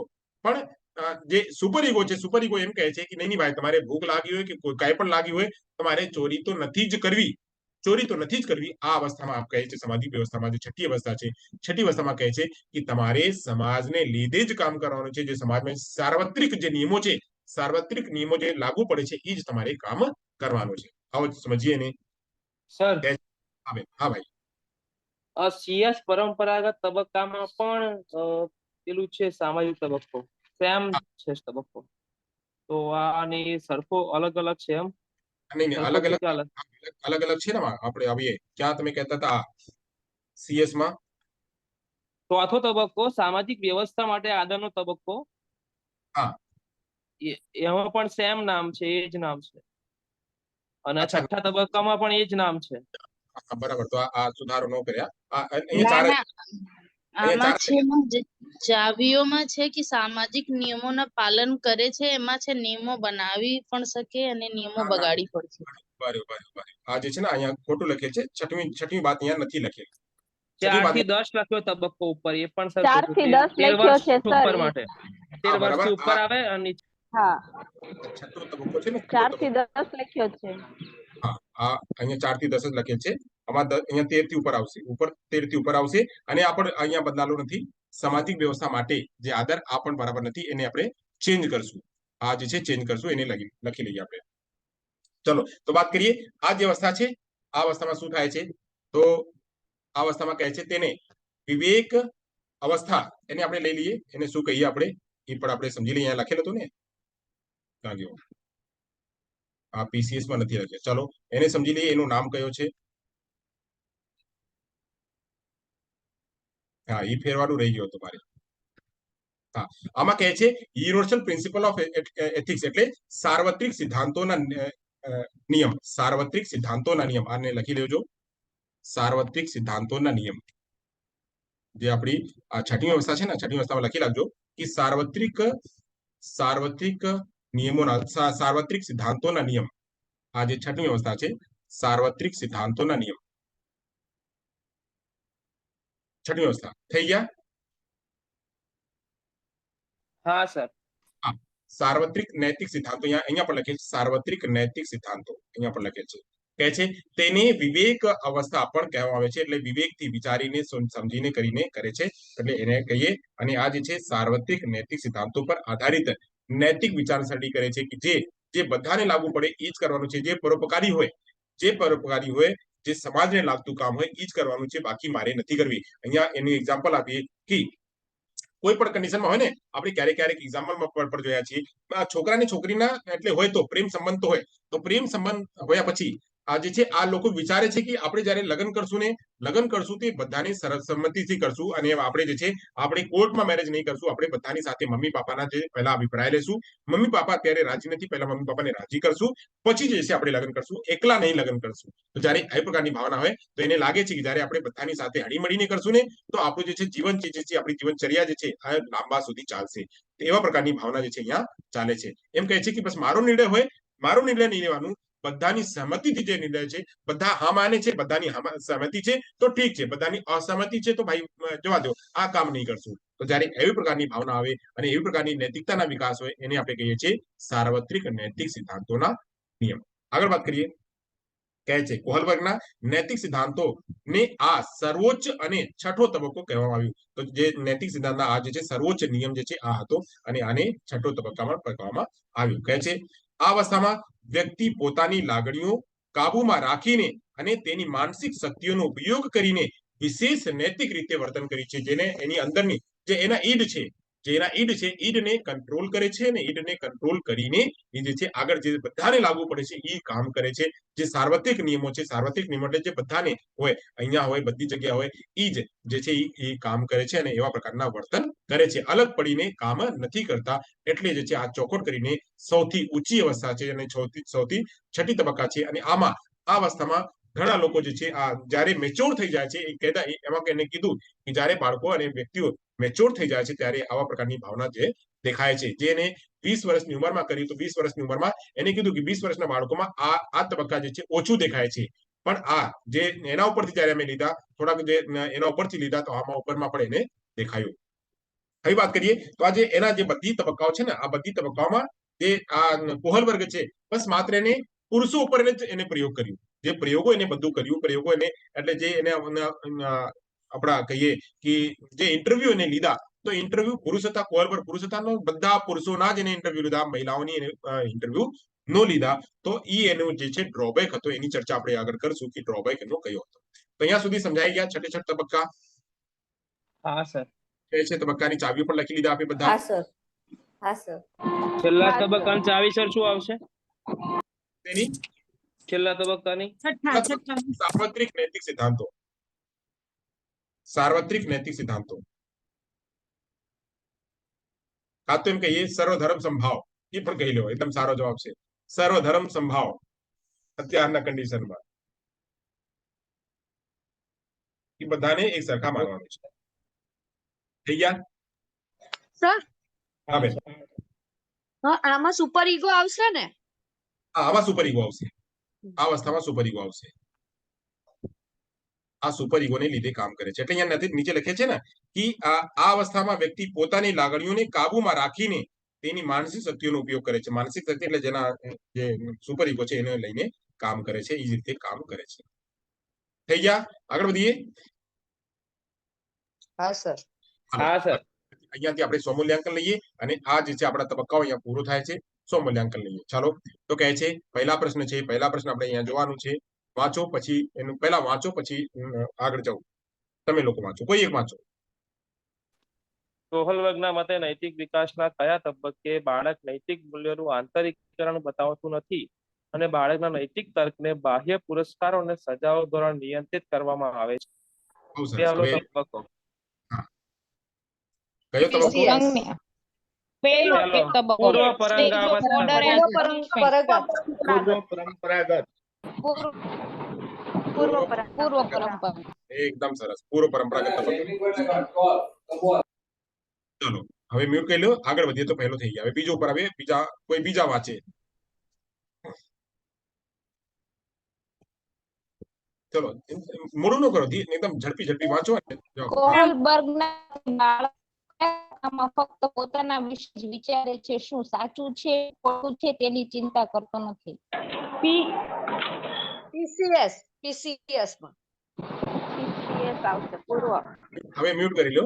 કહે છે કોહલબર્ગના મતે બાળક કયા તબક્કામાં ફક્ત પોતાના જ વિચારે છે, શું સાચું છે શું ખોટું છે એ તેની ચિંતા કરતા નથી. તો અહીં કયા આવશે? પૂર્વ પરંપરાગત અવસ્થા, પરંપરાગત અવસ્થા, ઉત્તર પરંપરાગત અવસ્થા કે એક પણ નહીં? પરંપરાગત પરંપરાગત માં જ આવશે. હવે એક આ પણ એક નહીં. ત્રણ આવશે ઉત્તર પરંપરાગત. ક્યાં ઉત્તર પરંપરાગત આવશે? ઉત્તર પરંપરાગત છે. અહીંયા કહે છે પોતાના જ વિચારે છે, પોતાના માં જ આવશે. પૂર્વ પરંપરાગત માં જ આવશે. હા, પૂર્વ પરંપરાગત આવશે. પૂર્વ પરંપરાગત છે. અહીંયા ઇગોસેન્ટ્રિઝમ પ્રોબ્લેમ છે બાળકને, કન્ફ્યુઝ છે એટલે પહેલા તબક્કા. હા, અહીંયા કહે છે કે કોહલબર્ગના મતે બાળક કયા તબક્કામાં ફક્ત પોતાના જ વિશે વિચારે છે, એટલે ઈ ગીવ એન્ડ ટેક. આપણે કીધા હતા ને ગીવ એન્ડ ટેક ની ભાવના. હા, ગીવ એન્ડ ટેક. તમે આપો મને, હું તમને આપશું. ઇગોસેન્ટ્રિઝમ ને બીજી અવસ્થા છે. બીજી અવસ્થામાં અહીંયા બીજી અવસ્થાના સ્ટેટમેન્ટ છે. બીજી અવસ્થા એટલે પહેલાના બીજી એક તો સજા હતી અને બીજો હતો ગીવ એન્ડ ટેક. તો ગીવ એન્ડ ટેક ના ભાવના છે કે બાળક જે છે આ ત્યાં સાચું ખોટું તેની ચિંતા નથી કરતા કે સાચું હશે ખોટું રહેશે. ચાલો આગળ વધીએ. કહે છે કોહલબર્ગના મતે સારા છોકરા સારી છોકરી તરફનો અભિગમ આ કોનો સંકેત છે? આ પૂર્વ પરંપરાગત પરંપરાગત તબક્કો. Very good. પરંપરાગત તબક્કા. સરસ. આગળ વધીએ. ચોથા પ્રશ્ન છે કોહલબર્ગના મતે શિક્ષક બાળકોમાં નૈતિક મૂલ્યો વિકસાવી શકે છે. તો નૈતિક મૂલ્યો વિકસાવી શકે છે ધાર્મિક શિક્ષણને મહત્વ આપીને, આચારના સ્પષ્ટ નિયમો સેટ કરીને, નૈતિક મુદ્દાઓને આધારિત ચર્ચાને માં તેમને સામેલ કરીને. કહે છે કેવી રીતે વર્તવું અંગે કડક સૂચનાઓ આપીને. નૈતિક મુદ્દાને સામેલ કરવા. નૈતિક નિયમોના આધારે નૈતિક મુદ્દાઓ પર આધારિત ચર્ચાઓમાં તેમને સામેલ કરીને. જ્યારે સામેલ કરશો તો બાળક જે છે એ વિકસાવી શકે બાળકમાં. સરસ. અહીંયા જાઓ તો ત્રીજો. આગળ વધીએ. પાંચમો પ્રશ્ન લઈએ. પાંચમો શું કહે છે? કે પુનિતા જાણે છે કે જ્યારે તે તેના સંબંધીના ઘરે જાય છે ત્યારે તેને ચોક્કસ રીતે વર્તવું પડશે. આ કયા ધોરણોના ઉદાહરણ છે? તો નૈતિક નિયમોના, પરંપરાગત નિયમોના, વ્યક્તિગત નિયમોના કે માન સન્માનના નિયમોના? નૈતિક નિયમો. વ્યક્તિગત નિયમો. માન સન્માનના નિયમ આવશે. માન સન્માનના નિયમ. બીજાના ઘરે જાય છે તો બીજાને માન આપવા માટે એ રીતે એને બિહેવિયર કરવું પડશે. માન સન્માનના નિયમ છે. એકદમ સરસ બેન. માન સન્માનના નિયમ છે. તો અહીંયા બીજાના ઘરે જાય છે તો તેની જ રીતે જે છે કરે છે ત્યાં મને માન સન્માન આપે છે. તો માન સન્માનના ઉદાહરણ છે. માન સન્માનના ઉદાહરણ. અહીંયા સાચો જવાબ છે માન સન્માન. સરસ. બહુ સરસ. આગળ વધીએ. છઠ્ઠા ઉપર આવીએ. છઠ્ઠા કહે છે કયા મનોવૈજ્ઞાનિકે નૈતિક દુવિધા અને નૈતિક તર્કણાની વિભાવના રજૂ કરી છે? કોહલબર્ગ. ઓપ્શનની જરૂર જ નથી. બીજું એકદમ જરૂરત જ નથી.